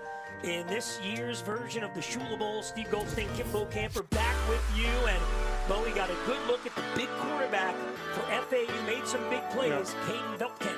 Yeah, a lot of big plays. You know, you saw a missed tackle right there, and that gave him a really big play. And then, you know, he's run this offense to perfection. You know, putting the ball right on the receivers. He seemed to, you know, I know that's a very statistical. The statistics are very one-sided in their favor, but they've gotten the big chunk plays where the Panthers have been just kind of chewing at the running game a little bit, trying to drive the ball down the field. They've been able to make some plays, but not as many of those big chunk plays. And you know, it seems like that FIU is working harder to get their points, and then all of a sudden FAU gets the football and it's bam, bam, bam right down the field, and you know, and it gets frustrating after a while. We've talked about, you know, the pass rushers not really getting an opportunity to get much pressure on him because they've got to concern themselves with the run game inside, and I think he's calling a good game. And one thing you could say is you can see he's comfortable in this offense and really knows how to run it. Well, that FIU defense, as the Panthers back on the field doing their little stretch here to start the second half, they did come up with a couple of interceptions against Veltkamp. Yeah, they did, and really good plays on these right here. And that was right the first one. Receiver goes down, and then the big one comes with Blades. You know, we talked about how people aren't throwing to him well. They tried to throw him here, and you see what happens. Oh, this is the other one. I'm sorry. Yeah, that's Clark right before the end of the half. Just before the end, Mr. Clark before the end of the half. But you had the big play by Blades, the knockdown that I was talking about. Well, anybody's game, 21-17 at the half. Both teams getting ready for the second half of this year's Shula Bowl, and we've got it for you next.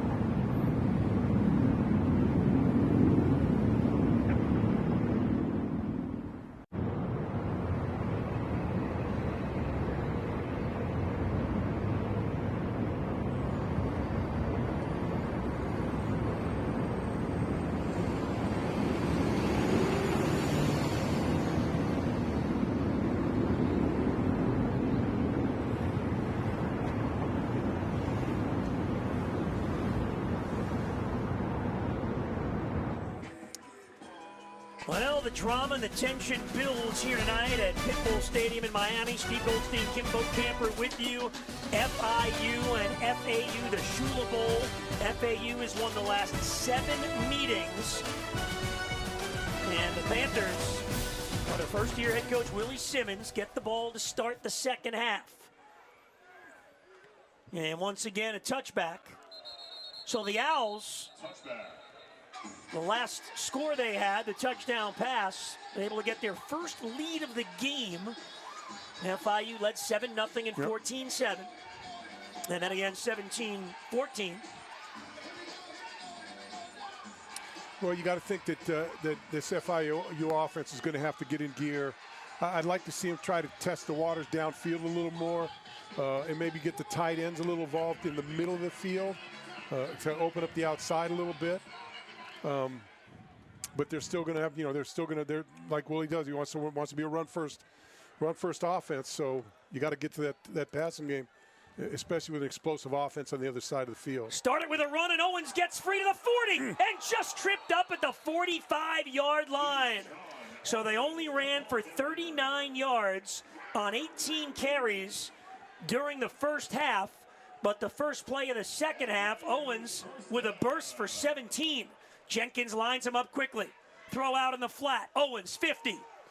Dips his way to the 45-yard line, a gain of 8 yards. Yeah, they had trips on the outside, put Owens right behind him, a little bit of a screen deal there, and threw it right to him and picked up some yards. So we haven't seen a play like that, at least in this game. Well, they got to be encouraged. Only 2 plays, but a crisp start to the half. Jenkins, quick throw out to McNeil. Makes a nice move to the 40. First down yardage to the FAU 36-yard line. Dylan Williams in on the tackle. Get on the line. Oh, McNeil's shaken up. He's slowly getting off the field. And, boy, FIU, that's tough to see. Yeah, he's got... Here's how the drive started. Yeah, nice run, big lane. Boy, it looked like he didn't get tripped up. He may still be running. Yeah, he had one of those at Penn State last week, too. Just tripped up at about the 50 against the Nittany Lions on the road. First down for the Panthers. Jenkins back. Buys some time, has room. 30 to the 20. And Keewan Jenkins with a big run out of bounds at the 17-yard line. Well, it's the second time this game we've seen him find that lane open and be able to take it with his athleticism and get down the field. Another big play with his feet. 20-yard run for Jenkins. The one you're referring to, remember, it was 3rd and 12 in the first half. He had a big run. And the Panthers on the move. Carey looking for a hole. Gain of about 3. Jenkins kind of testing his leg a little bit. I think he may have kind of felt something on that run. Yeah, Barber made the tackle. Defensive injury for FAU. Now an injury on the play on the FAU defense. That's Marcellin, the defensive lineman out of Homestead, Florida, shaken up. Well, you wonder, Bo, what was said in that locker room at halftime, leading to a real good start to the second half for FIU. They came out active. You know, guys were coming off the ball.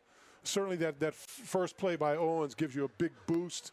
Now all of a sudden, you know, you're cranking it, and then you have the run by Jenkins that gets you down there, and you know, you just feel good about yourself. And you know, the one thing they've got to do is you know, whatever happens with this drive, you should put points on the board one way or another. You hope you can score a touchdown, but boy, at some point you've got to stop that Owls offense from getting the big plays against you and make them drive the ball down the field. You know, we always the idea by defense is to make them drive the ball down, whether it's an 18-play drive. At some point, they're going to make a mistake and you capitalize on it. They haven't had the opportunity to do that much. They had the interception from Mr. Clark, and we had a couple of knockdowns. But other than that, they've kind of had their way with the passing game. 2nd and 7 for the Panthers offense. A low snap. Jenkins throws. Here's Anderson, 15. Drags a couple of tacklers to the 11-yard line. That's Moves it to, well, it is spotted at the 11. At a first down. So McGuire Anderson emerging here tonight. His fourth carry, or his fourth catch on 5 targets in this game at receiver. Well, he catches the ball, but he runs after the catch, too, which is a bonus for him. And a bonus to get the ball to him. FIU at the 6-yard line. First and goal. Trying to reclaim the lead. Keep it on the ground. Gain of a couple. Zaire Horton on the tackle. KJ Owens trying to carry the team with him a little bit there. All of FIU's touchdowns here early in the season have been on the ground, including Owens twice tonight. 2 tight ends in the game. One of them, Staten, split all the way out to the left. Perry and Anderson are the receivers. Second and goal from the 4-yard line for FIU. Owens, play action. Jenkins finds the end zone, but a flag comes in. We'll see on the call. The Panthers are reacting like it's on the FAU defense. Yeah, I think it was a holding on the defense. But that was, Jenkins had an option to run it in or just toss it to the tight end. So that one's going to score one way or another. Holding. Number 3, defense. That penalty declined. The Panthers reclaim the lead, and that is a huge drive for FIU. They take it down the field 75 yards, and Kewan Jenkins runs it in. Right, a little fake right there, and you can either toss that tight end or decides to put the ball down and walk right in. I tell you, that's the way to come out of the locker room, and reclaim the lead and make your team feel good about you. Now the defense, if they can stop, that'll be a big feather in their cap. And a confidence builder, you would think, as it's now 24-21 for Jenkins. He ran for 24 yards on the drive. He passed for 24 yards. And now, Bo, you look back, that interception that you were talking about with Mr. Clark right on the last play of the first half. FAU was in field goal range. You're darn right. I mean, how much, you're looking down, we talked about it was like 45 seconds. You got to play defense. All of a sudden, next thing you know, they're knocking on the door, and you come up with a big interception. Gives you a boost going into the locker room, and then the coach can come up and talk about, hey, that's a big play for us right there, but we got to do better than we did in the first half against that offense. Or we can't. I think their offense is playing fine. They're putting points on the board, but it's taken them a long time they've got to manufacture the plays. These guys are, the Owls have just been able to hit the big throws, the easy throws. There were some missed tackles that went along with that, but you'd like to see them make that team roll down the field a little bit, get a little more opportunities to take the ball away. No, you said a while ago, the team that has it last may win the Shula Bowl. Yep. You may end up being right about that. Kewan Jenkins, the junior, trying to beat FAU for the first time in his career. FIU already, we're early in the second half. Their 4th lead of the game. Back and forth we go. And you see the strides that the Panthers have made under Willie Simmons this year, because most of those last 7 wins in the series in the Shula Bowl by FAU, most of them have been blowout wins. He's even when he talked about last week about the game at Penn State and how we played well, but we don't want well. We want to be better. We want to be really good. And so I think he coached that way. He's enthusiastic when you do things, but he wants the team to improve each and every time, and that's the sign of a good coach that can demand. And I don't think he's a guy that's kind of like a screamer or any of those guys. I think he just his goal is just let's get better each and every play, each and every game, each and every week. Smith, the freshman for FIU, made the tackle on the kick return. So Veldkamp and the Owls start at the 29-yard line. Keep it on the ground as Sands gets a little push to about the 33. Gain of 4 yards on the play. Kenton Simmons made the tackle. And Sterling came up and tried to clean it up a little bit and knocked him back. Sands had 62 yards rushing in the first half. Here's one that's batted down. Josiah Taylor, that linebacker spot. Got some nice linebackers. Johnny Chainer Jr. Yeah, Taylor's been really good filling in for the injured Courtney. Yeah, Taylor's played really well tonight. Cheney hustles to the sideline as they bring in an extra DB on 3rd and 6. FIU showing a little pressure.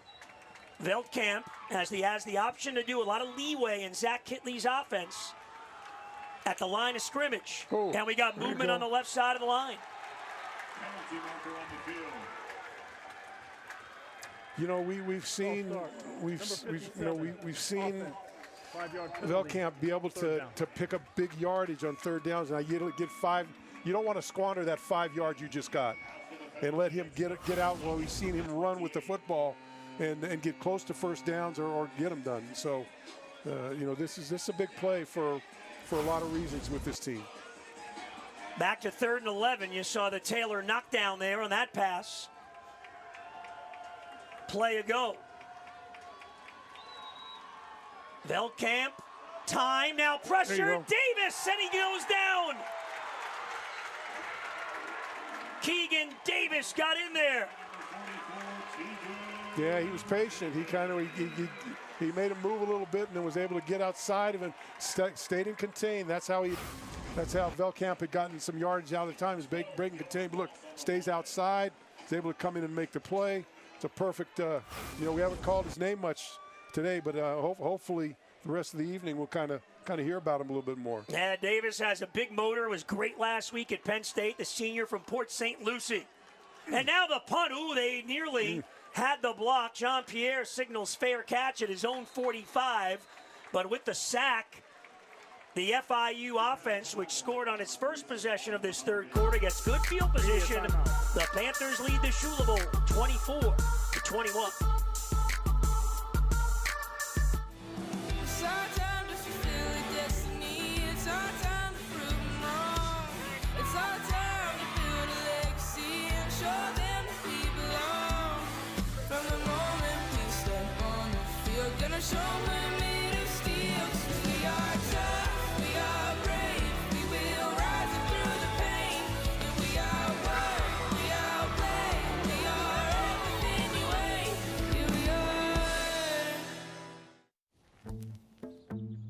So darling, darling, stand by me. Oh, stand by me. Oh, Life, it's joyous and at times challenging. At Baptist Health, we stand by you with the expertise you need and innovation that makes a difference. Welcome to the warmer side of care. Welcome to Baptist Health. Hey, it's Spiro. And when you need to make your next local move, call the locally trusted expert, The Good Greek. As a former police officer and now as your trusted mover, I've made South Florida my home. So whether you're moving from Miami to Lauderdale or Boca to Stewart, call your local moving experts at Good Greek Moving and Storage. Our movers are professionally trained at our own Superhero Movers Academy to ensure the best move ever. Schedule your local move today at goodgreek.com. Superhero Movers. I hate calling my insurance company. They take forever. Hey, remember, I got into an accident yesterday. Can you please call the car insurance company? Oh! What else can possibly go wrong? Don't worry, Peony Insurance is here to handle everything. At Peony Insurance, we cover it all.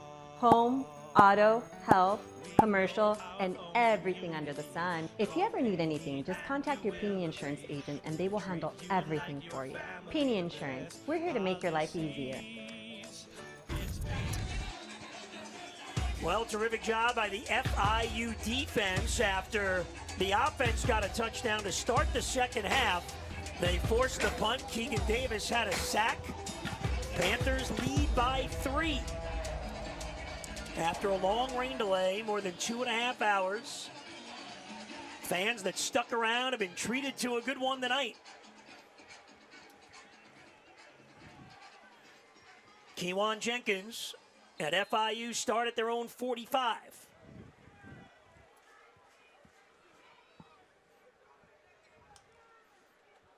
Jenkins, play action, stops, throws over the middle, and complete.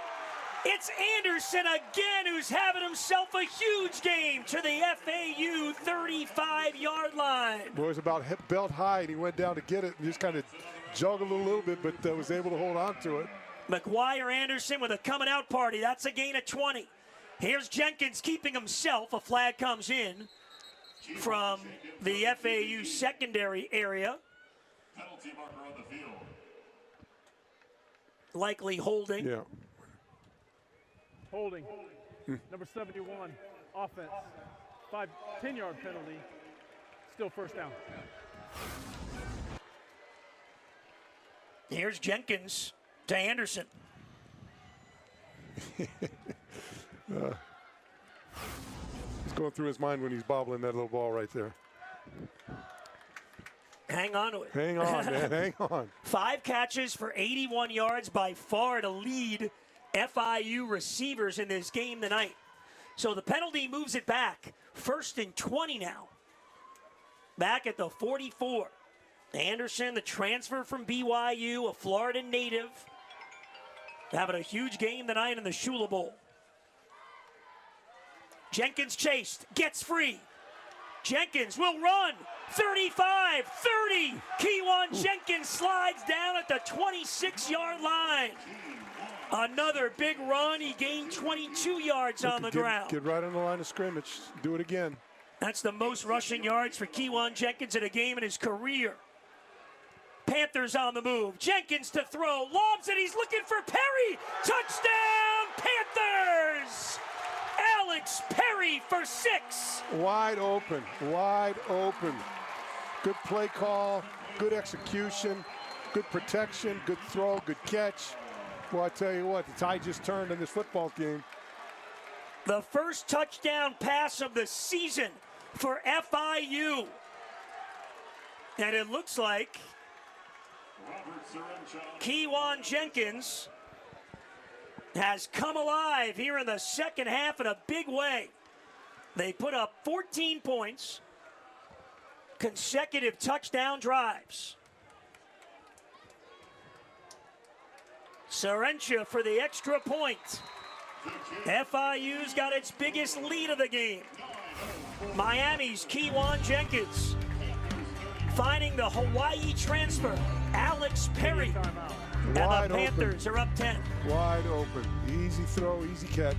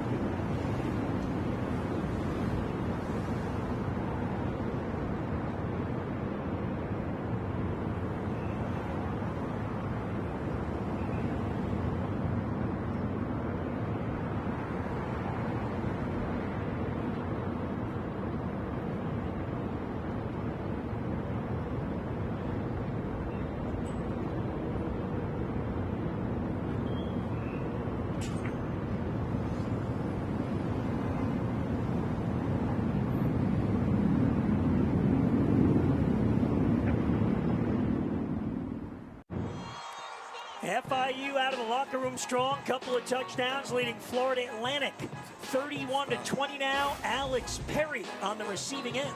Well, this looked nice. What a way to come out of the locker room. You go down, you score, you get you force it, you go 3 and out, come back, put another touchdown on the board, and what a difference this team's looking at right now. 10-point lead. 3 plays, 55 yards on that last drive, just a minute 11. By the way, it's the first time, Florida Atlantic's won 7 in a row in the series. First time since 2014 that FIU has had a double-digit lead against Florida Atlantic. The Florida Atlantic sideline look a little somber right now.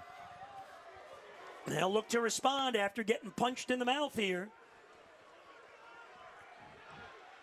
Little chance for a return for Platt. Gets outside 30. Oh, and he pulls up at the 35. Little limp there from Jay-Sean Platt after the good return. Kewan Jenkins in the second half, 71 yards passing, 42 rushing for the Panthers. And Platt moving a little gingerly, going to stay in the game? No, he's going to head to the sideline. Yeah, you like to see the special teams kind of make it a little tougher on them to get that point in the field when they're the 36, 38. Now 38-yard line of scrimmage. Veldkamp to throw. Slings it out to Terrell. Clark came up. Terrell shakes free, and then he gets banged down. Good pursuit there. Loss of 4. Well, they're clicking on all cylinders right now, FIU. Yeah, Clark slowed him down. Simmons and others cleaned it up. 2nd and 14. Little pump fake from Veldkamp. Then he throws. We got a flag. Holding. That's incomplete. Veldkamp got hit down to the ground, but it's going to be a hold on Florida Atlantic. Assume they will decline that. Well, you would think anyway. No, you don't have 3rd down, right? It will be 3rd and 14 if they do decline it. Yeah. I think that's the appropriate call.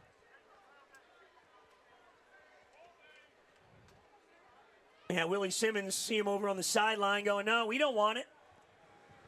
Let's make it 3rd down. Holding, number 78, offense. That penalty's declined. 3rd down.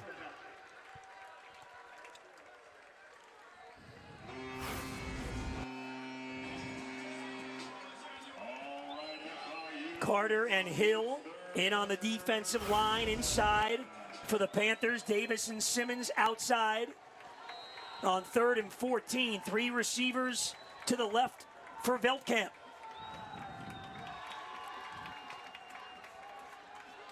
Four-man rush. Veldkamp steps up, gets free, gets to the 40, and that's it.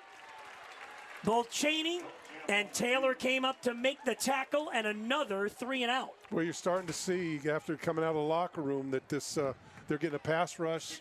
They're annoying him in the pocket, Veldkamp, and it's really working out for him. 2 big defensive series to come out of the locker room. Yeah, this is something else. Just complete domination by FIU so far in the first half of this quarter. Jean-Pierre hoping for a return opportunity. Lupo had a little pressure, got it off, and it's a good kick. And Jean-Pierre, fair catch at his own 15. Boy, that's the 2nd time they put the punt block in there on him, and both times they got pretty close.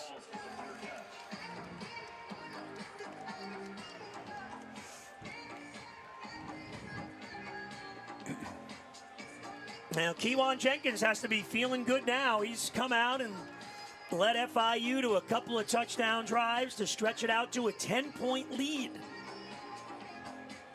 It's a pretty big series in this game right here. It is a big series. And look, they came out with needing a couple big series. They got them, and good play calling by Willie Simmons, who calls the play into the quarterback, and they were able to execute. And boy, this team came out with a lot of vigor in the locker room, from the locker room, and both sides of the ball. Just got to continue, keep that high level of play. With a touchdown pass, Jenkins now tied for 4th all-time FIU football history. And the rushing yards, a career high for him. He's looking to throw here, but he's under pressure. And then he flips it ahead. What a play by Jenkins. Owens got to the 27-yard line. So they had pressure on Kewan Jenkins, using the feet and then using his head with a smart flip ahead for a first down. May have seen a lot of that at Central High School. Owens taken down at the 30. Owens, the ball carrier. They're playing an up-tempo now. They're gonna play their game a little bit. Get on the ball. Don't let them get the signals in time. 4-yard gain on the play. 2nd and 6 from the 30. Nice. It's a heads-up play. So, you know, it's a for quarterback. You got to know where your players are. He certainly knew where he was there, and that was the outlet that gave him the yardage. Bring 2 tight ends in on this play. And they run it and judge it free. KJ Owens to the 30. Still on his feet to the 21-yard line. Owens with a burst of 39 yards. Boy, nice blocking. Look at this. He just squeezes through the hole. Almost Katie barred the door on that one. They only averaged 2.2 yards a carry in the first half. Now in the second half, that game average is double that. And the Panthers' offense continues to march up and down the field. Now trying to stretch out the lead. They've got it at the Florida Atlantic 22. It's Owens again. Whoa. He's free again. 10-5. Cuts it inside. Reaches for the goal line. And he's down at the 1. John Owens doing it all. He's over 100 yards now. Boy, he had a two-way go. It looked like he could have gone outside, inside. He took the inside track and just short. Yeah, we do have a Panther down on the, or excuse me, an Owl down on the field. Not sure if that's Dylan Williams in the secondary or not. Defense.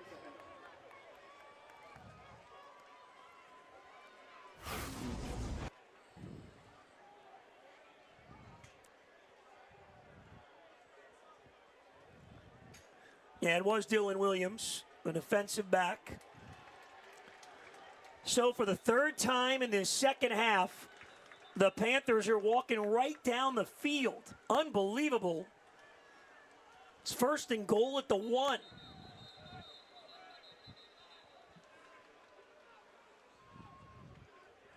Or that Florida Atlantic sidelines look like they don't know what hit them. You can't blame him. I mean, John Owensbo now is up to 122 yards rushing. He's already got 2 touchdowns. He thought he was still in the game. They said, no, KJ, you're going to get a little breather, a little pat on the helmet from Willie Simmons. He wants to get another one of those touchdowns.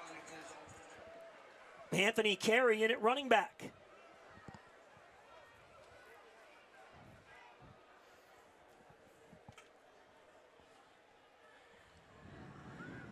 He might be trying to, the running back coach might be trying to explain why he took him out. Come on, there's only a half yard to go. So Carey is in at running back. There it is. Bangs to the goal line. Touchdown, Panthers.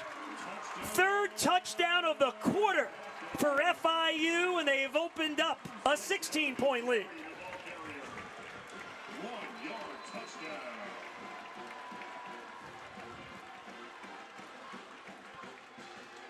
No, that sideline and these FIU fans, it's been a long time coming. Yep. FAU has won 7 in a row in the series in the Shula Bowl and have dominated most of those games, but not tonight. But you got to give a lot of credit to this. Give a lot of credit to this FIU coaching staff, what they've done to this team, and with the play calling and defensively what they're doing. Struggled a little bit early, but boy, they've made up for it here in the second half so far.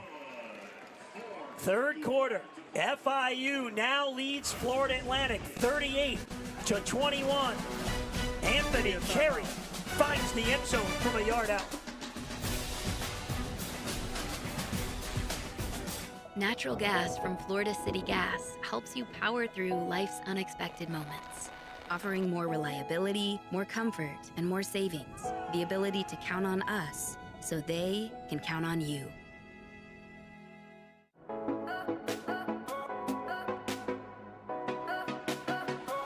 At South Dade Kia, we know that finding the perfect car is like choosing the ideal pair of shoes. It has to be comfortable, stylish, and above all, make you feel good. Welcome to the 305, where the sun shines and the game is always on.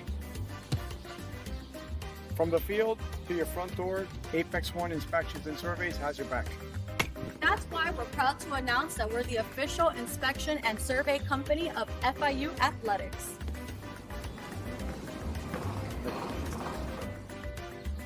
Keeping your home, your family, and our community safe, one inspection at a time. Dale! Weekdays are a grind. Traffic, overflowing inbox, missed calls. Your weekdays deserve better. And this October, Conference USA is bringing better straight to your living room. Weekday CUSA is back. Conference USA is here to make your weekdays fun again. Enter a world of college football bliss. Treat yourself to touchdowns, turnovers, and the thrills that come with weekday CUSA football. CUSA is the star of the show weeknights all October long. Don't miss 1 second of the action. At Baptist Health Orthopedic Care, you don't have to be a pro athlete to be treated like one. We use the latest techniques to give you an accurate diagnosis, along with surgical and non-surgical solutions, no matter who you are. Our team of specialists will do everything to help you perform at your best again. And with personalized recovery and rehabilitation plans, you'll be back to living your life to the fullest in no time. Welcome to Pro-Level Orthopedic Care. Well, for a couple of guys, teammates at Miami Central High School, quarterback Kewan Jenkins, running back the John brotherhood, Owens. and just the Here at FIU, they have never beaten Florida Atlantic. Both have career highs in rushing tonight. Well, look, it's I mean, this second half has been like night and day from the first half. They had to struggle for yardage in the first half. Now they're just getting them in big chunks. We talked about it at halftime. Florida Atlantic was getting the big chunk plays, but now it's FIU that's the one that's turned the tables on them. They have combined for 177 of the 182 rushing yards that the Panthers have. A shockingly dominant third quarter. Return. And out near the 30-yard line for Florida Atlantic is Wasim. Remember, Platt limped off the field. He's usually the kick returner. Third quarter yardage. FIU 215, Florida Atlantic minus 11. Remarkable. Yeah, it's some kind of a turnaround. I mean, it was the end of that first half was a little bit of gloom and doom if you're on the FIU side, and then all of a sudden now you look on the other side, the Florida Atlantic side, and they're kind of scratching their head and figuring what they've got to do to get back in this game. Veldkamp, and that's dropped by Wasim over the middle. In and out of his hands. FAU offense, 56 points last week, 3 touchdowns. Veldkamp ran for 1, threw for 2 in the first half. But so far in the second half, nothing doing. Now it's 2nd and 10. Sands finds a hole, bounces outside to the 40. Takes on a couple of tacklers and gets to the 44-yard line. Big first down for Florida Atlantic. Yeah, Keegan Davis said, he kind of dumped inside and gave that, gave a soft corner where he was able to get some yardage there. Little pump fake, flag comes in. Veldkamp has to get rid of it, and another flag. So this one they've got to sort out. We've got multiple penalties on this play.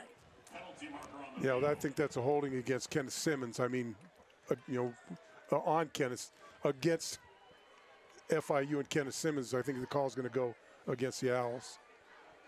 This is a time where these guys, these pass rushers can start teeing off a little bit. That penalty is declined. Holding, number 57, offense, 10-yard penalty, first down. So they decline the illegal formation. And again, it's been a rough night for Nonar at that left tackle position. A couple of penalties. Well, you know, so I was saying that this is a time where your pass rushes can tee off a little bit. You've got a lead, but you can't give up your rules. You got to, if you got to be upfield, you got to be upfield. You can't duck away and let and give them a running lane. Outside, Wasim still pushing the pile, stayed in bounds as he walked the sideline, gets to the 43-yard line. So they get some of that yardage back. Yeah, Sterling had a chance to make a tackle, kind of ran through his arm. 4 minutes to go, third quarter. FIU scored 21 points in the quarter. Messer able to shake one tackler from Mr. Clark, then he's taken down at the 50. It's now a manageable 3rd and 4. Yeah, Velkamp's got him moving now. Velkamp out to the sideline, and that's complete. Platt is back in the game. Good to see him back inside the 45. Yeah, you think he can, Velkamp, you can see that he kind of thinks he's feeling the pressure a little bit, and instead of being able to stand back there and throw the ball, he knows he's got to get out there early, get the ball out there, and get the short passing game going. Yeah, good response by Velkamp after a couple of tough drives. Deep sideline here, but well out of the reach of Dominique Henry. Yeah, Florida Atlantic desperately needed a drive like this, get their defense a little bit of a break.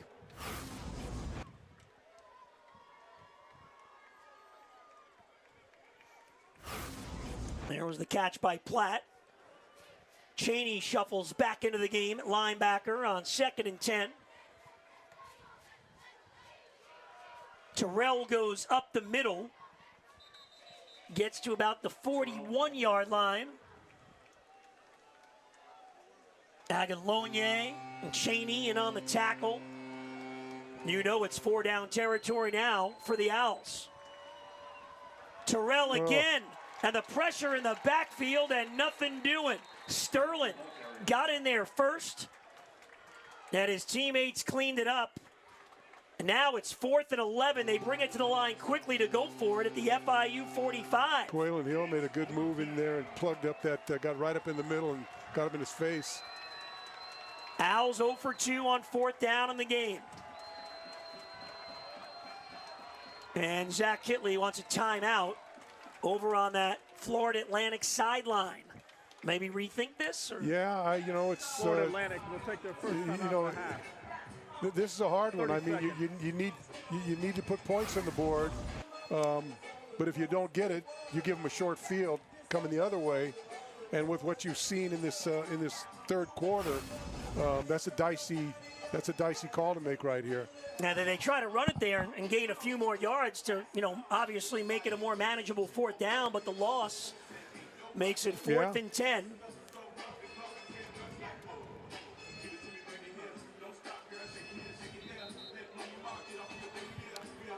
So 21 points in the third quarter for the Panthers offense. You got to go back to 2011 in this series, the last time FIU did that. Wow. T.Y. Hilton, FIU great. If my math is right, and it's usually a snot. I think that was 14 years ago, maybe. Yeah, I'm going to go about like that. I think you're right about that. T.Y. part of the night last night going in the FIU Hall of Fame. Boy, what a player he was, huh? Was on that team. So here we go. They will go for it. 4th and 10.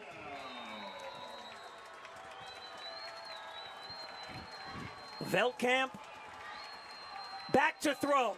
Fires. Incomplete. Looked like Platt went inside. The throw was outside. Now Sands and Cheney pushing and shoving on the field. Things get a little bit testy. But a hold again by the FIU defense. And now FIU is taking over this football game. Well, look at the FIU. They brought in a blitzer, flushed the pocket out, and just look at brings someone outside and just made him throw the ball early and didn't throw the ball very well. I don't know if it got tipped or something, but it looked like it had a funny path. So now here you go. The offense, which has marched down the field for 3 touchdowns, back on the field, leading by 17. What a third quarter for Kejuan Jenkins at quarterback. Lyons fumbles. He's able to fall back on it. Devontae Lyons was dancing for yards. It's a loss of 2.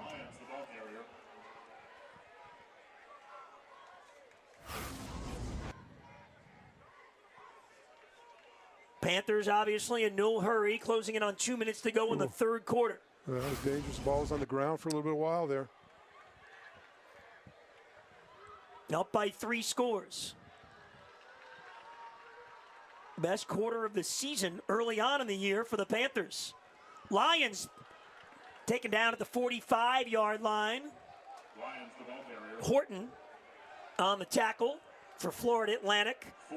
Zaire Horton, transfer from Georgia Southern for the Owls.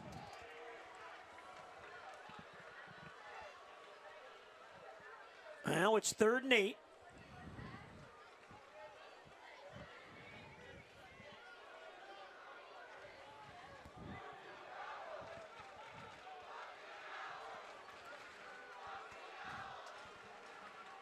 Four receivers for the Panthers. Jenkins throws over the middle, incomplete. He was looking for Perry. Tight coverage by Chris Tooley. Jenkins pops back up. He got hit as he threw. Yeah, Jalil Davis, he's been playing a really, really good game today. Block, look at Holden, keeping the edge off. So for the first time in the quarter, FIU's got a punt. A hold there by the Florida Atlantic defense.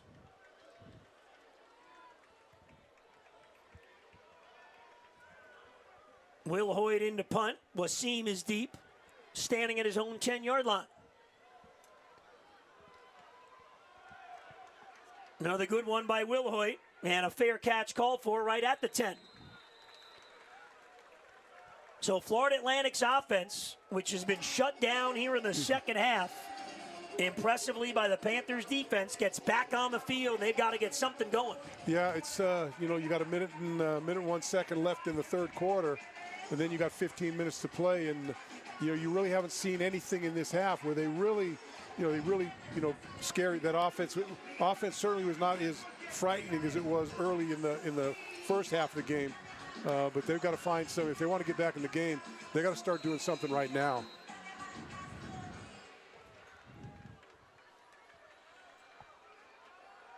Belkamp to throw, looking deep over the middle, incomplete.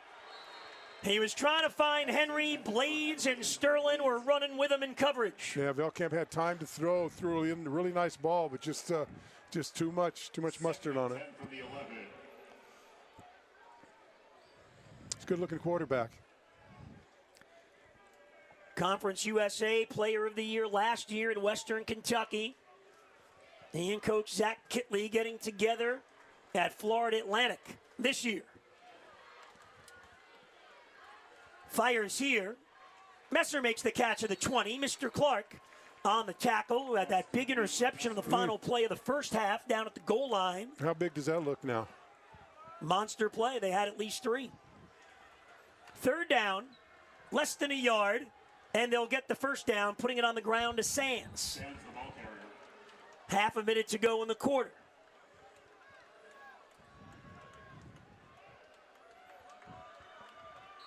And that's movement again. It's been, as mentioned, Bo, it's been a tough night on the left side of that line for Florida Atlantic. Ball start. Number 57, offense. 5-yard penalty. First down. Trying to neutralize those outside rushers of the Panthers. You get into a situation like this, the rushers are going to be coming. And, it's tough on those offensive linemen, especially the tackles. They want to get that step back quickly because they know those guys are coming at them in a hurry. So, but you just got to be patient and you got to be disciplined. 1st and 15 now, back to the 22. Kenton Simmons in that matchup over on that side. Veltkamp fires again, deep middle, double coverage is out there, tipped and incomplete.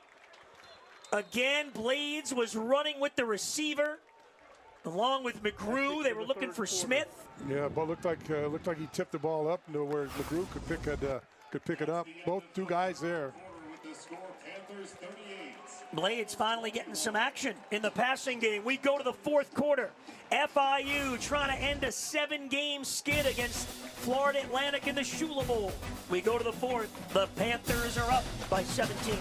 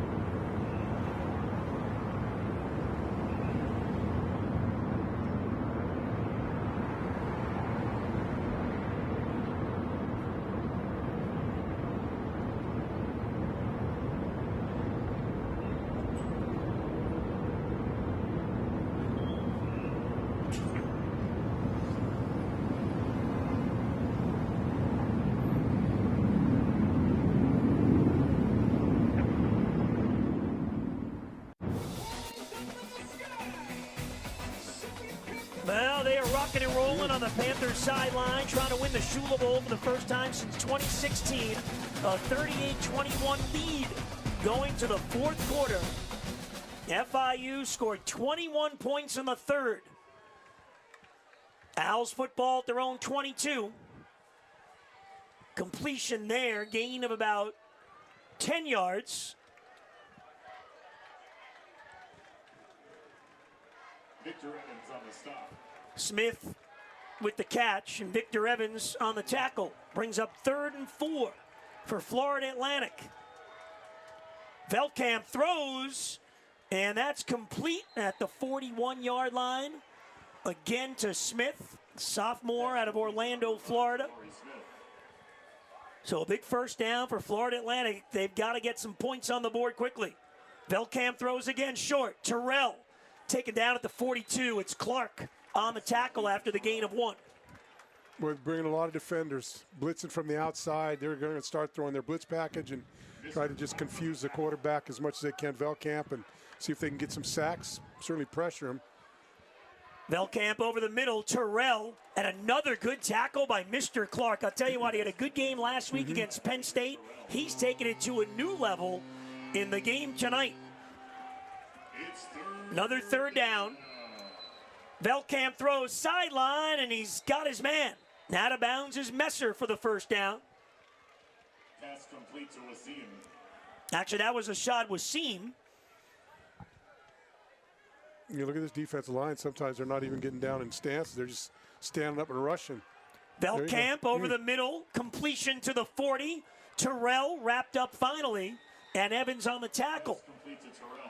So the Owls moving the football here, trying to get back in it, down by 17 early in the fourth quarter.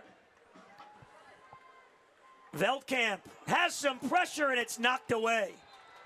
Taylor, second time in the game he's got his hand in there.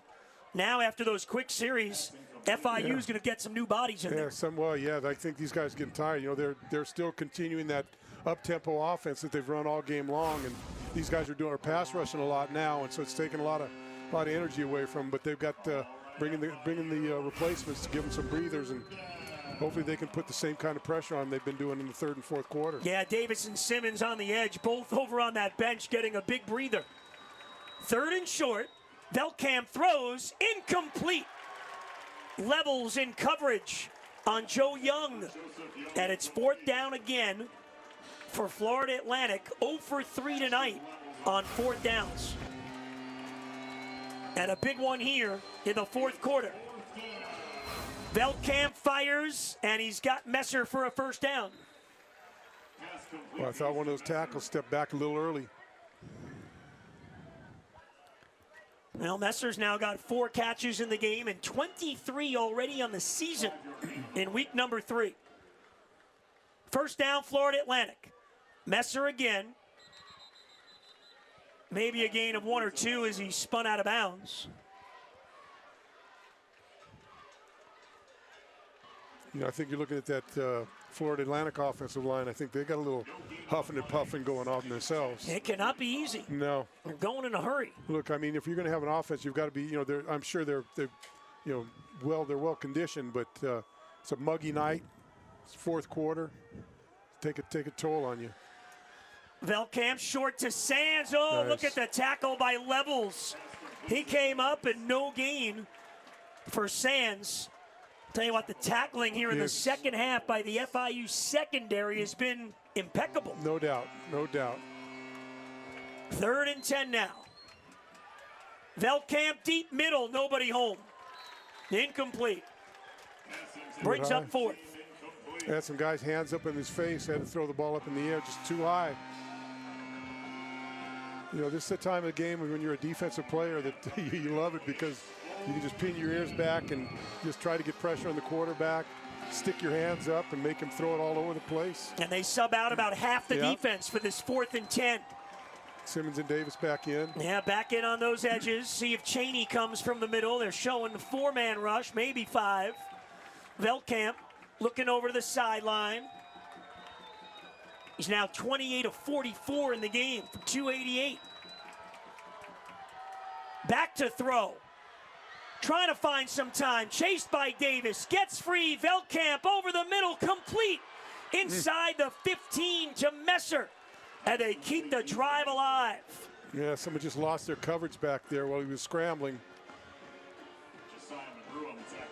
Caden Veldkamp with a big play there. Second 4th down conversion on the drive. 11:35 left. Veldkamp waits, fires outside. That's complete, immediately tackled is Henry by who else but Mr. Clark, who has been everywhere tonight.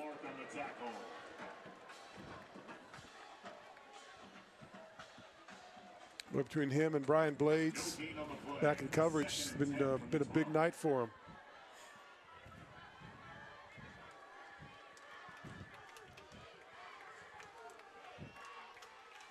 Clock rolls at 11 minutes now. Young in motion. Veldkamp with time in the pocket. Now he tries to get free, and down he goes. They'll lose about 5 yards. Down prior to the ball coming loose. Goulet, I think, is... Yeah, Goulet got him by the foot there. And you can see, as you said, Bo, there's some tired Florida Atlantic offensive linemen. Yeah, it's tough. I mean, if you're going to run up tempo, the guys that feel it the most are those guys, especially when you get in a situation where you just got guys running up the field and just with abandonment. Third down now. The pressure. Velkamp gets free. He's going to have to run it. 15.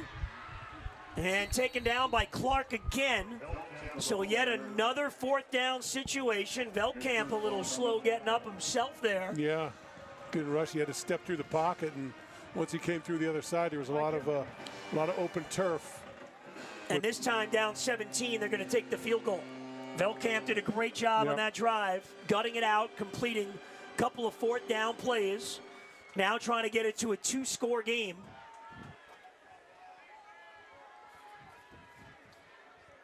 Garrison Smith, 37-yard field goal attempt. Oh, the snap was off the hands of the holder.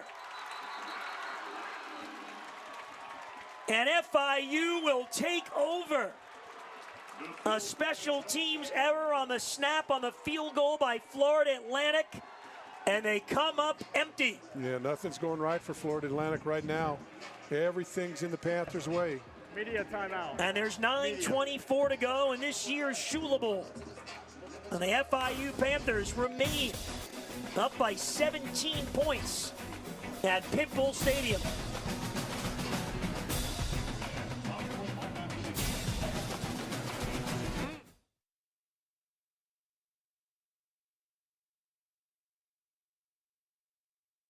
This is where we crush cancer, explore oceans, and pioneer sustainable solutions. This is where we push limits and challenge conventions, where tomorrow's leaders make their mark, studying storms, building resilience, and driving impact. This is where you harness your potential and grow unstoppable. Step into the future at Florida International University.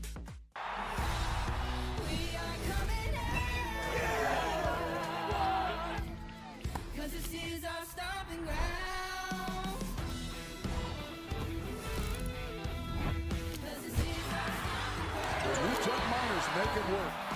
Touchdown, Bearcats. Knocks down the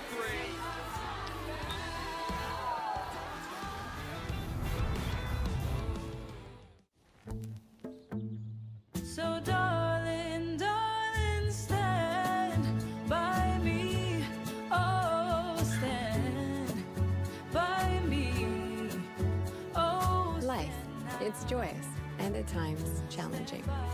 At Baptist Health, we stand by you with the expertise you need and innovation that makes a difference. Welcome to the warmer side of care. Welcome to Baptist Health. Hey, it's Spiro. And when you need to make your next local move, call the locally trusted expert, the Good Greek.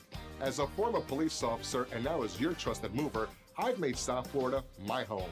So whether you're moving from Miami to Lauderdale or Boca to Stewart, call your local moving experts at Good Greek Moving and Storage. Our movers are professionally trained at our own Superhero Movers Academy to ensure the best move ever. Schedule your local move today at goodgreek.com. Superhero Movers. Well, the FIU offense back on the field after the bobbled snap on the field goal attempt. It remains a 17-point lead.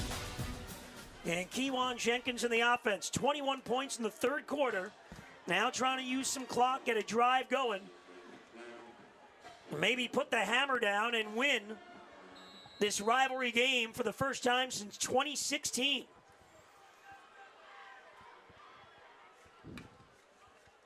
Little pitch out wide. Reaching for that football was Owens. Luckily he was able to get to it, or rather carry on the running back. Due to Rogers made the tackle, they lost 2 on the play.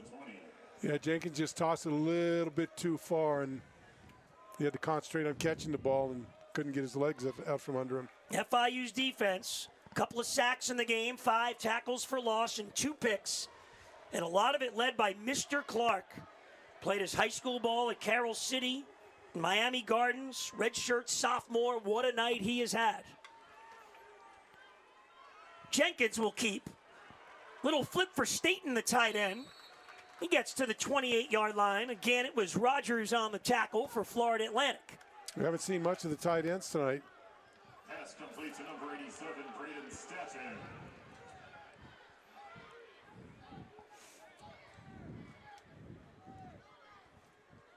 7-yard gain on the play. They'll use up as much of that play clock as they can here. 8:15 to go in the game.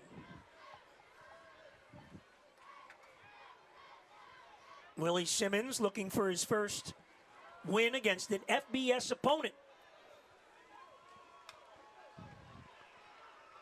Jenkins for carry, and he is met immediately and taken down. Big defensive play by Keys. It's been a rough series for Kerry so far. Florida Atlantic will take their second timeout of the half. So a timeout call by Florida Atlantic. Got to get that clock stopped. Down 3 scores, 7:52 to go. It's 9 different players now in the game. They like to spread it out. FIU, 9 different players have a catch tonight. Yeah, I think when we last we saw them here in when they were playing Bethune, I think 13 different receivers, 13 or 14 caught footballs in that game. So they do spread it around a lot. Man, tonight really led by McGuire Anderson, 5 catches for 81 yards.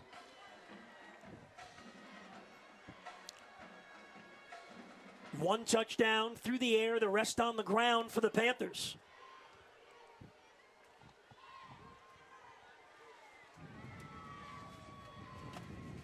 Number 6, Trey Wilhoit into punt. So Messer back to return. Wilhoit into punt. 38-21, FIU. They're coming, and they get the block. It's up in the air, and it's caught. Touchdown, Florida Atlantic. Boy, that's the worst that could happen for FIU at that point, but Florida Atlantic gives them some instant life right there. It gives them 7 points in no time. And Rogers got the block, and Jarvis Johnson, the redshirt freshman from here in Miami, with the catch and the score. And the Owls are right back in it. Right back in it like that. Blink of an eye. And now all of a sudden you see that Florida Atlantic sideline. They're back alive again. A stunning turn of events, a huge play by the Owls special teams after the bobbled snap on the field goal attempt just a couple of minutes ago. They got a 3-and-out, the defense did, forcing that punt. And off the timeout, the special teams produces a touchdown. Just when it looked like it might be done, don't go anywhere. Smith for the extra point. He's got it. The Shula Bowl is coming down to the wire in 2025. FIU up by 10 midway through the fourth.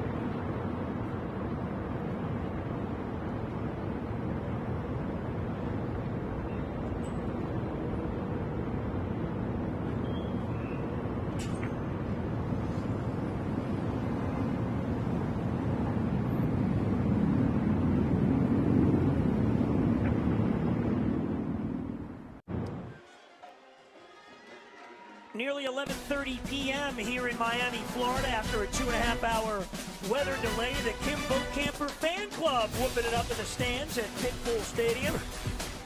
I'm Steve Goldstein, and it's now a 10-point game after a punt block for a touchdown, Bo, by the Florida Atlantic special teams. A lot of guys down on the FIU sideline with a look of disbelief, and well, they better get it tuned back up and play some good football here. Saquon Jean-Pierre back for the Panthers. It's Andrew Nilms to kick off. He's put most of them through the end zone tonight.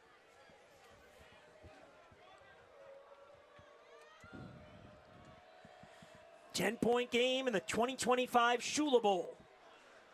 And this one is through the end zone again. Ooh. Yeah, we got Bobby Sala and Rogers who blocked the punt getting into it, along with another FIU player. Yeah. I believe that was Sharquez Lee. Yeah, you just can't do that. The play's over. You throw the guy to the ground.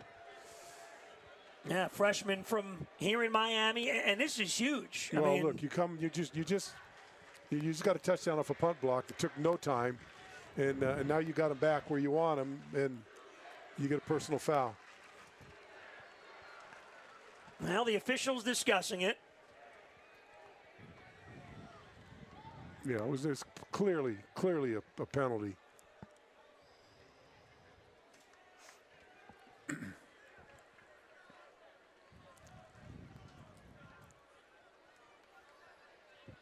Well, this is a long discussion from the officials.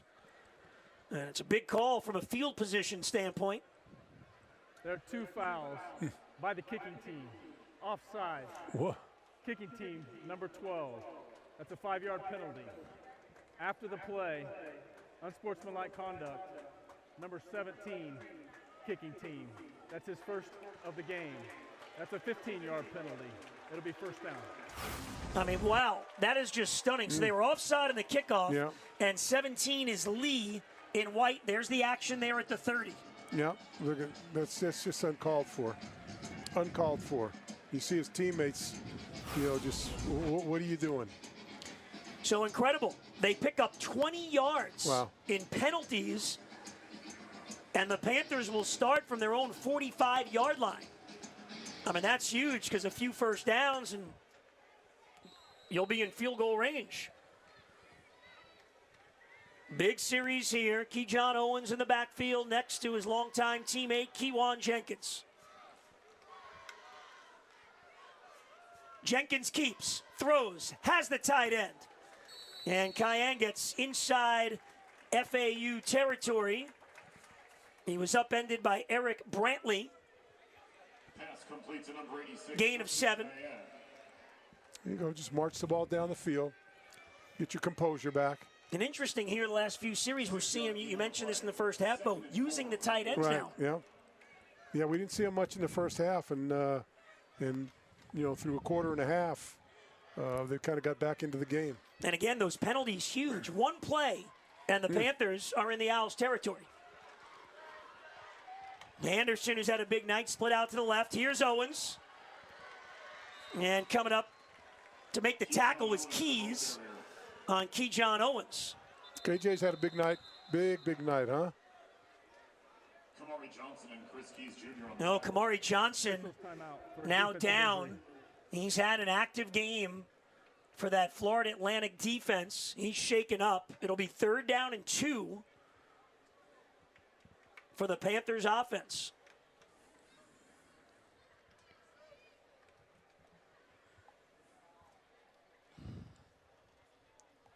Talk about McGuire, Anderson, KJ, the contributions that they've made in this football game.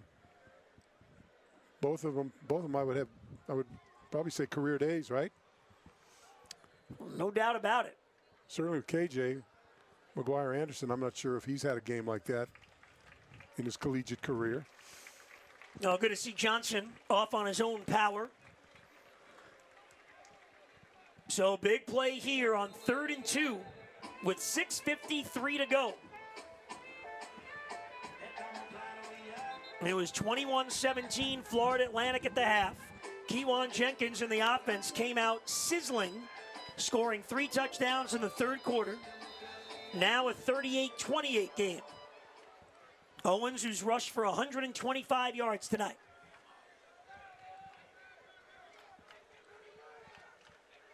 In set up behind Jenkins.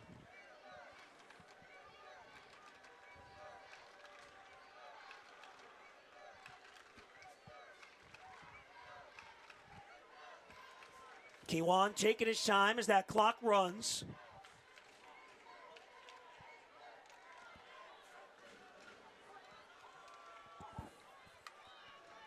And now it's Owens. First down and more. 35-30. Keyjohn to the 20. And then he fumbles. He recovers it himself inside the 5-yard line. What a wild play. You can't say they're not making it exciting, right? What wow. a run. What a heads up. You know, you drop the ball, keep going. Unbelievable. He bursts free on 3rd and 2. The fumble was at about the 6. And then Owens himself fell on it at the 3-yard line. So if you're a coach, you got to kind of criticize him on the fumble, but you got to give him a congratulations on the run and the recovery, right? No doubt. He broke that tackle. Just popped it out. 1st and goal for the Panthers. Trying to salt it away. Anderson. And he's to the 4-yard line. Reed came up with the initial contact for Florida Atlantic. That clock rolls towards 5 minutes, and the Panthers knocking on the door. 39-yard gain for Keyjohn Owens, who has a $164 now. Wow. On the ground. Jenkins says, everybody huddle up. We're in no hurry here. FIU trying to salt it away. Last FIU win in the matchup, 2016. Fumble! Ball loose! No signal yet. It was a scramble down at the bottom of that pile. I see some Florida Atlantic pants down there. Yeah, Jenkins was trying to get to him himself. Oh, boy. Neither one of them wants to let go.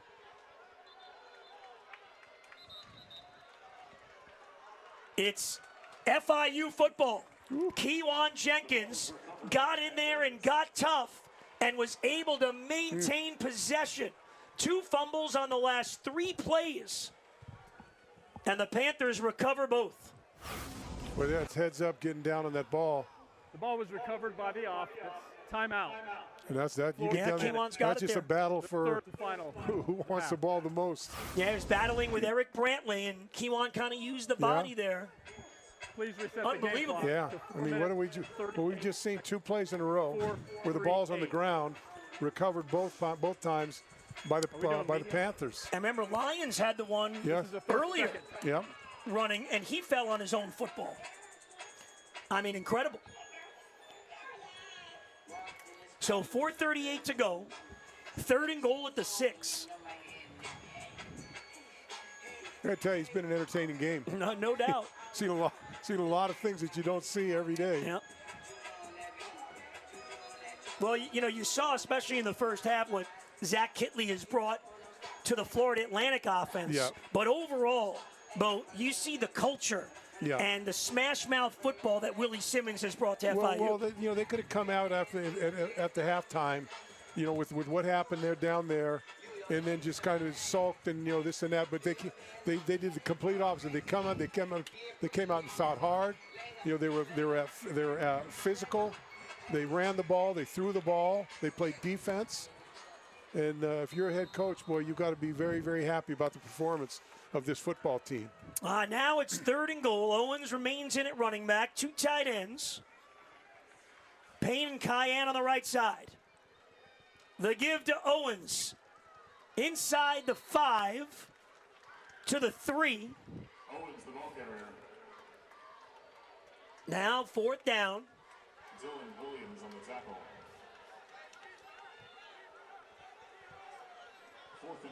And it looks like they're leaving the offense on the field. Wow. Up by 10, 2 scores. And a roll under 4 minutes to go. 4th and goal at the 3 for Jenkins and the FIU offense. Fournay goes in motion. Jenkins takes the snap, rolls right, cuts it inside. He's met, and down he goes back at the 14. Florida Atlantic's defense with a big hold. And they'll get the football back. 3:48 to go here in Miami. FIU leads by 10. And here's Jenkins on 4th down. The push up the middle by Doggett. And the Owls defense holds.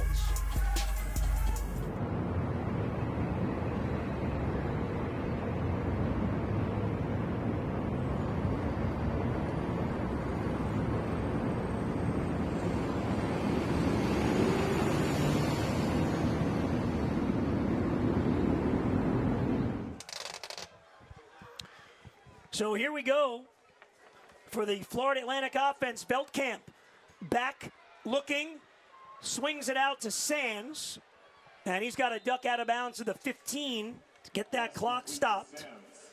So FIU still up by 10. They elected to forego the field goal. And the Owls get the ball back deep in their own territory. Yeah, Florida Atlantic's got 2 opponents now. That's the Panthers' defense of the clock. Veldkamp with time. Finds Sands again across the 20. Mr. Clark takes him out of bounds at the 25. That's a first down for the Owls. Forced out by number 27, Mr. Clark.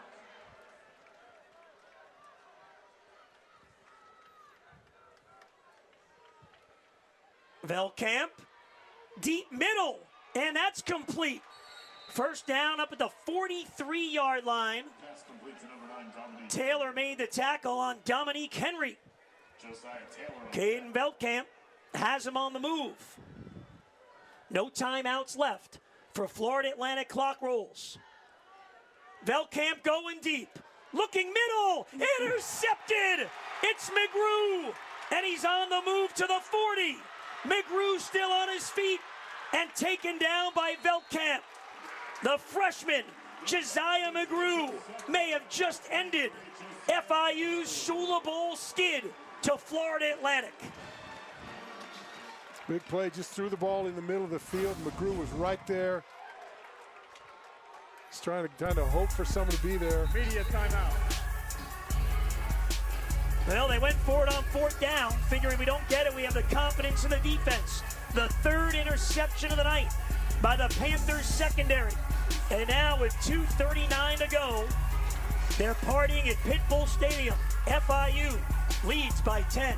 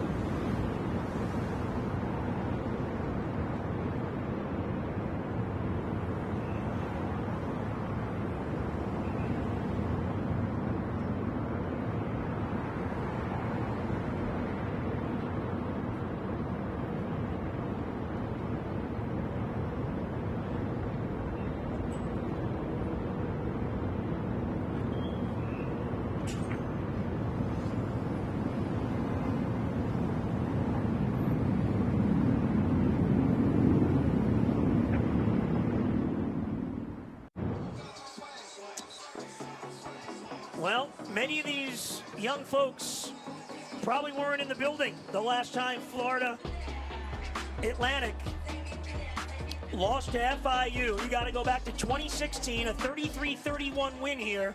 That Don Shula Trophy has been in Boca since. It's 2 minutes and 39 seconds away from returning to Miami. The interception by Josiah McGrew gives the Panthers the ball back. On the ground, Owens to the 47-yard line due to Rogers made the tackle. He's a bit shaken up as well on the play. So we'll get a timeout here, a gain of 5 on first down. For a defensive injury. Rogers is the one that blocked the punt in the fourth quarter, gave Florida Atlantic some life. But he's shaken up right now. Again, no timeouts left for the Owls.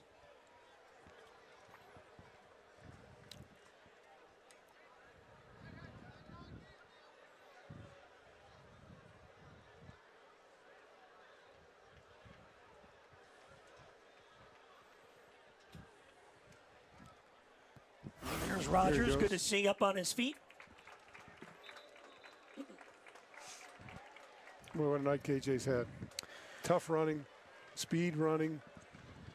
Owens, 17 carries, 173 yards, a couple of touchdowns. He's averaging 10 yards a pop. The senior, of course, along with Jenkins the junior, they've never been part of an FIU win in this rivalry. They're closing in on it now. They can take this to the 2-minute timeout.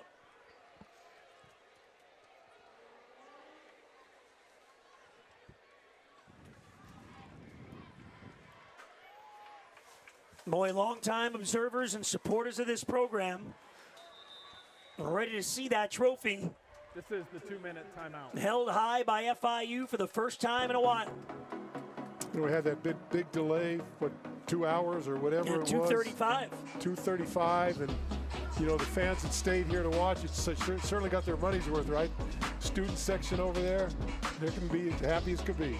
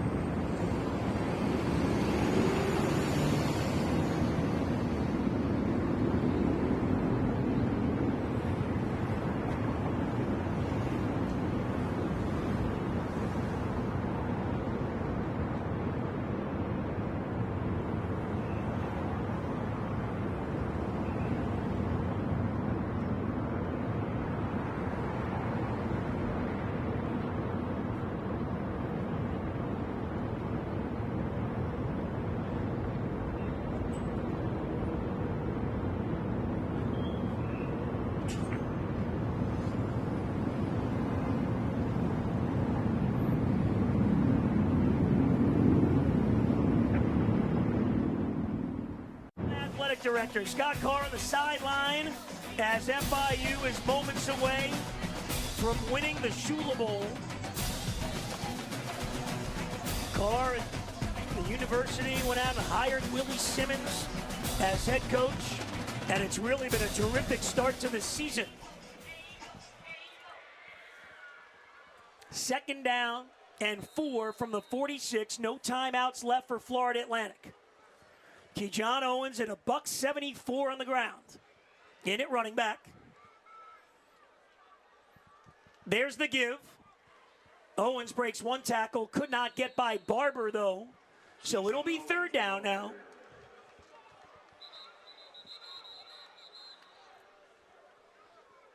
Now whistle. The helmet came off. Got to send him off the field. Yeah, that's Zaire Horton, the linebacker, you see jogging off. So now they restart that clock. They can get it down to almost a minute. Now, hang on. They never started the play clock, so they've got to do this again, but that FIU sideline ready to celebrate in a big way. Both teams came into this game 1-1 on the season. Willie Simmons, by the way, head coach, he hasn't lost a home game since 2018. The helmet off by the defense is eligible for a 10-second runoff. FIU has elected to take that runoff. The game clock was at 1:49. We'll take it to 1:39. So the 10-second runoff inside the 2-minute mark with Horton's helmet off. So the last home game Willie Simmons lost as a head coach was way back in 2018. He's trying to make it 23 consecutive home wins. And 2-0 here at FIU with Delaware coming in next week. Yeah, you got to like what he's done with this football team. You just said the way it plays, the demeanor that they play with, the toughness that they play with. So now they can take it down to 1 minute to go.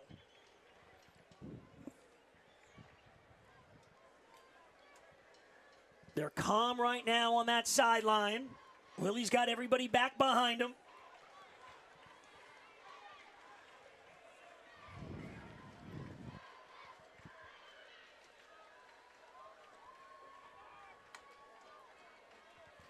They run it here. Only a couple of yards. But again now, you've got about a 15-second, 16-second differential. 1 yard gain on the play. 4th and 5 from the 47. So they can just give it back basically to Florida Atlantic if they want to for one play maybe, but that's it. Now security starts coming over to that Florida Atlantic side, FIU sideline. Fans getting into it now. They haven't seen this in a long time. The Panthers win in this rivalry matchup. 15 seconds to go. There's the play clock and timeout called by the Panthers. Yeah, it's a little John that they around the line of scrimmage as that play ended, and all the FIU players just they said, "Look up at the scoreboard. Just look at the scoreboard." Yeah, it's been a while. Kewan Jenkins, the junior, along with his buddy Keyshawn Owens, they led the way. Teammates since high school. They'll have their first win here at FIU over Florida Atlantic. Who's going to run over and grab that Shula trophy? Who gets it first? I don't know. It's got to be Kewan. Yeah.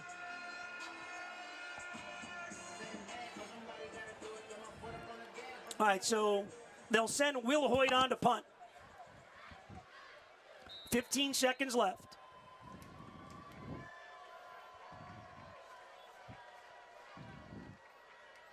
What a job in the second half by the Panthers. They were down 21-17 at the break. End over end kick. Messer fair catch at the 15. 9 seconds to go. Flag down. There's going to be a holding penalty. Yeah.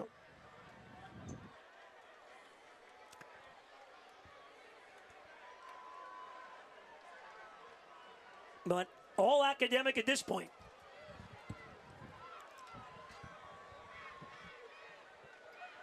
Owens ran for 2 touchdowns. Number 29, receiving team. Jenkins threw one and ran for 1. First down.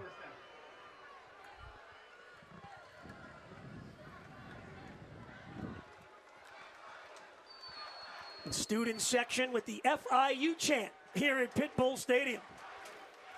Those that stuck around after the long weather delay getting rewarded.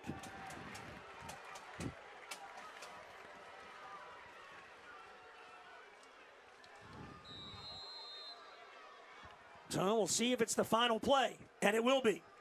The run up the middle. Sands out across the 20. 2 seconds to go. They pour onto the field.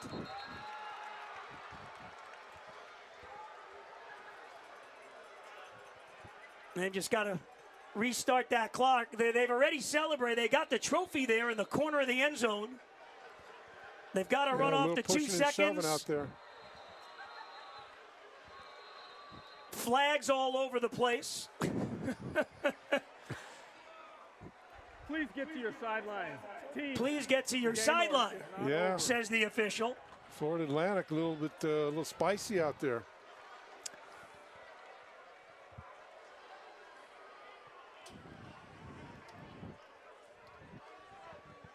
Well, we waited this long. It's nearly midnight here in Miami.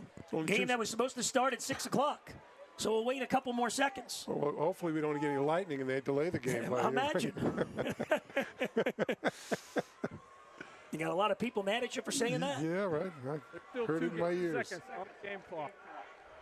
After the play on sportsmanlike conduct, FIU, that's a 15-yard penalty. All right, unsportsmanlike as they pour it on the field, trying to get their hands on that trophy. They'll wait a couple more seconds, one more play.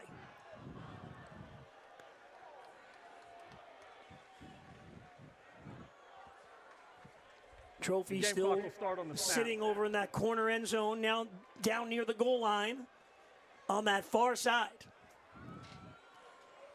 There it is.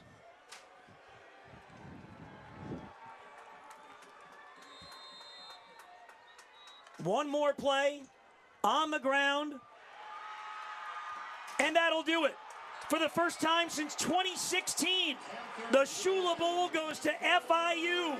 Kewan Jenkins hasn't moved that quickly all night long to get that trophy. The Panthers win it 38-28, and the Shula Trophy is back in Miami.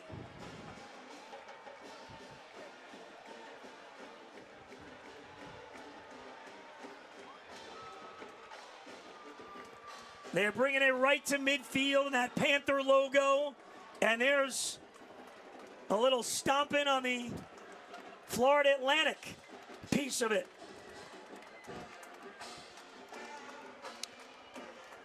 Well, Willie Simmons in his introductory press conference saying, you know what else is big? There's a little school up in Boca. We got to win that game. And a little adversity. They were down at the half, but they came up huge in the second half. Yeah, they showed a lot of character coming out of that locker room and putting those points on the board. And, boy, I tell you what, this is a happy field out there right now. A lot of people out there that never thought they may see this for a while. But you can thank Willie Simmons and his staff and these players for bringing it home. And look at the celebration in midfield. And now they're trying to separate players. Look out. You knew no matter how it went down, it would get heated after the game. Trying to get the Florida Atlantic players and the Panthers separated.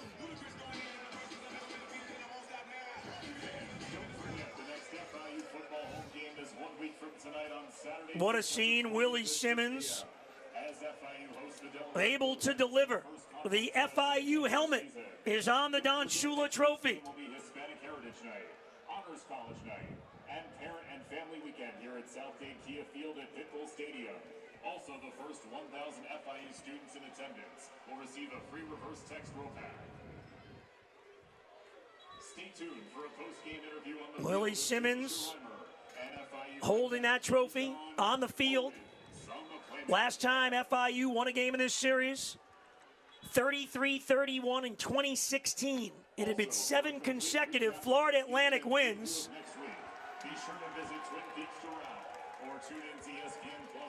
But not tonight. 38-28, the final score.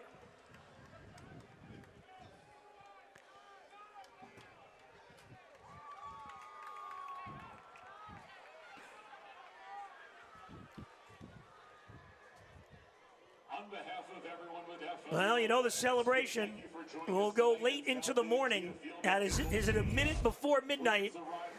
And a big part of why they won this football game, Bo, John Owens, 173 yards and 2 touchdowns. Yeah, KJ just took over the game. I mean, big runs, ran hard, ran tough, broke tackles. He even picked up one of his own fumbles late in the game. Kept it exciting. But, boy, what a night for him.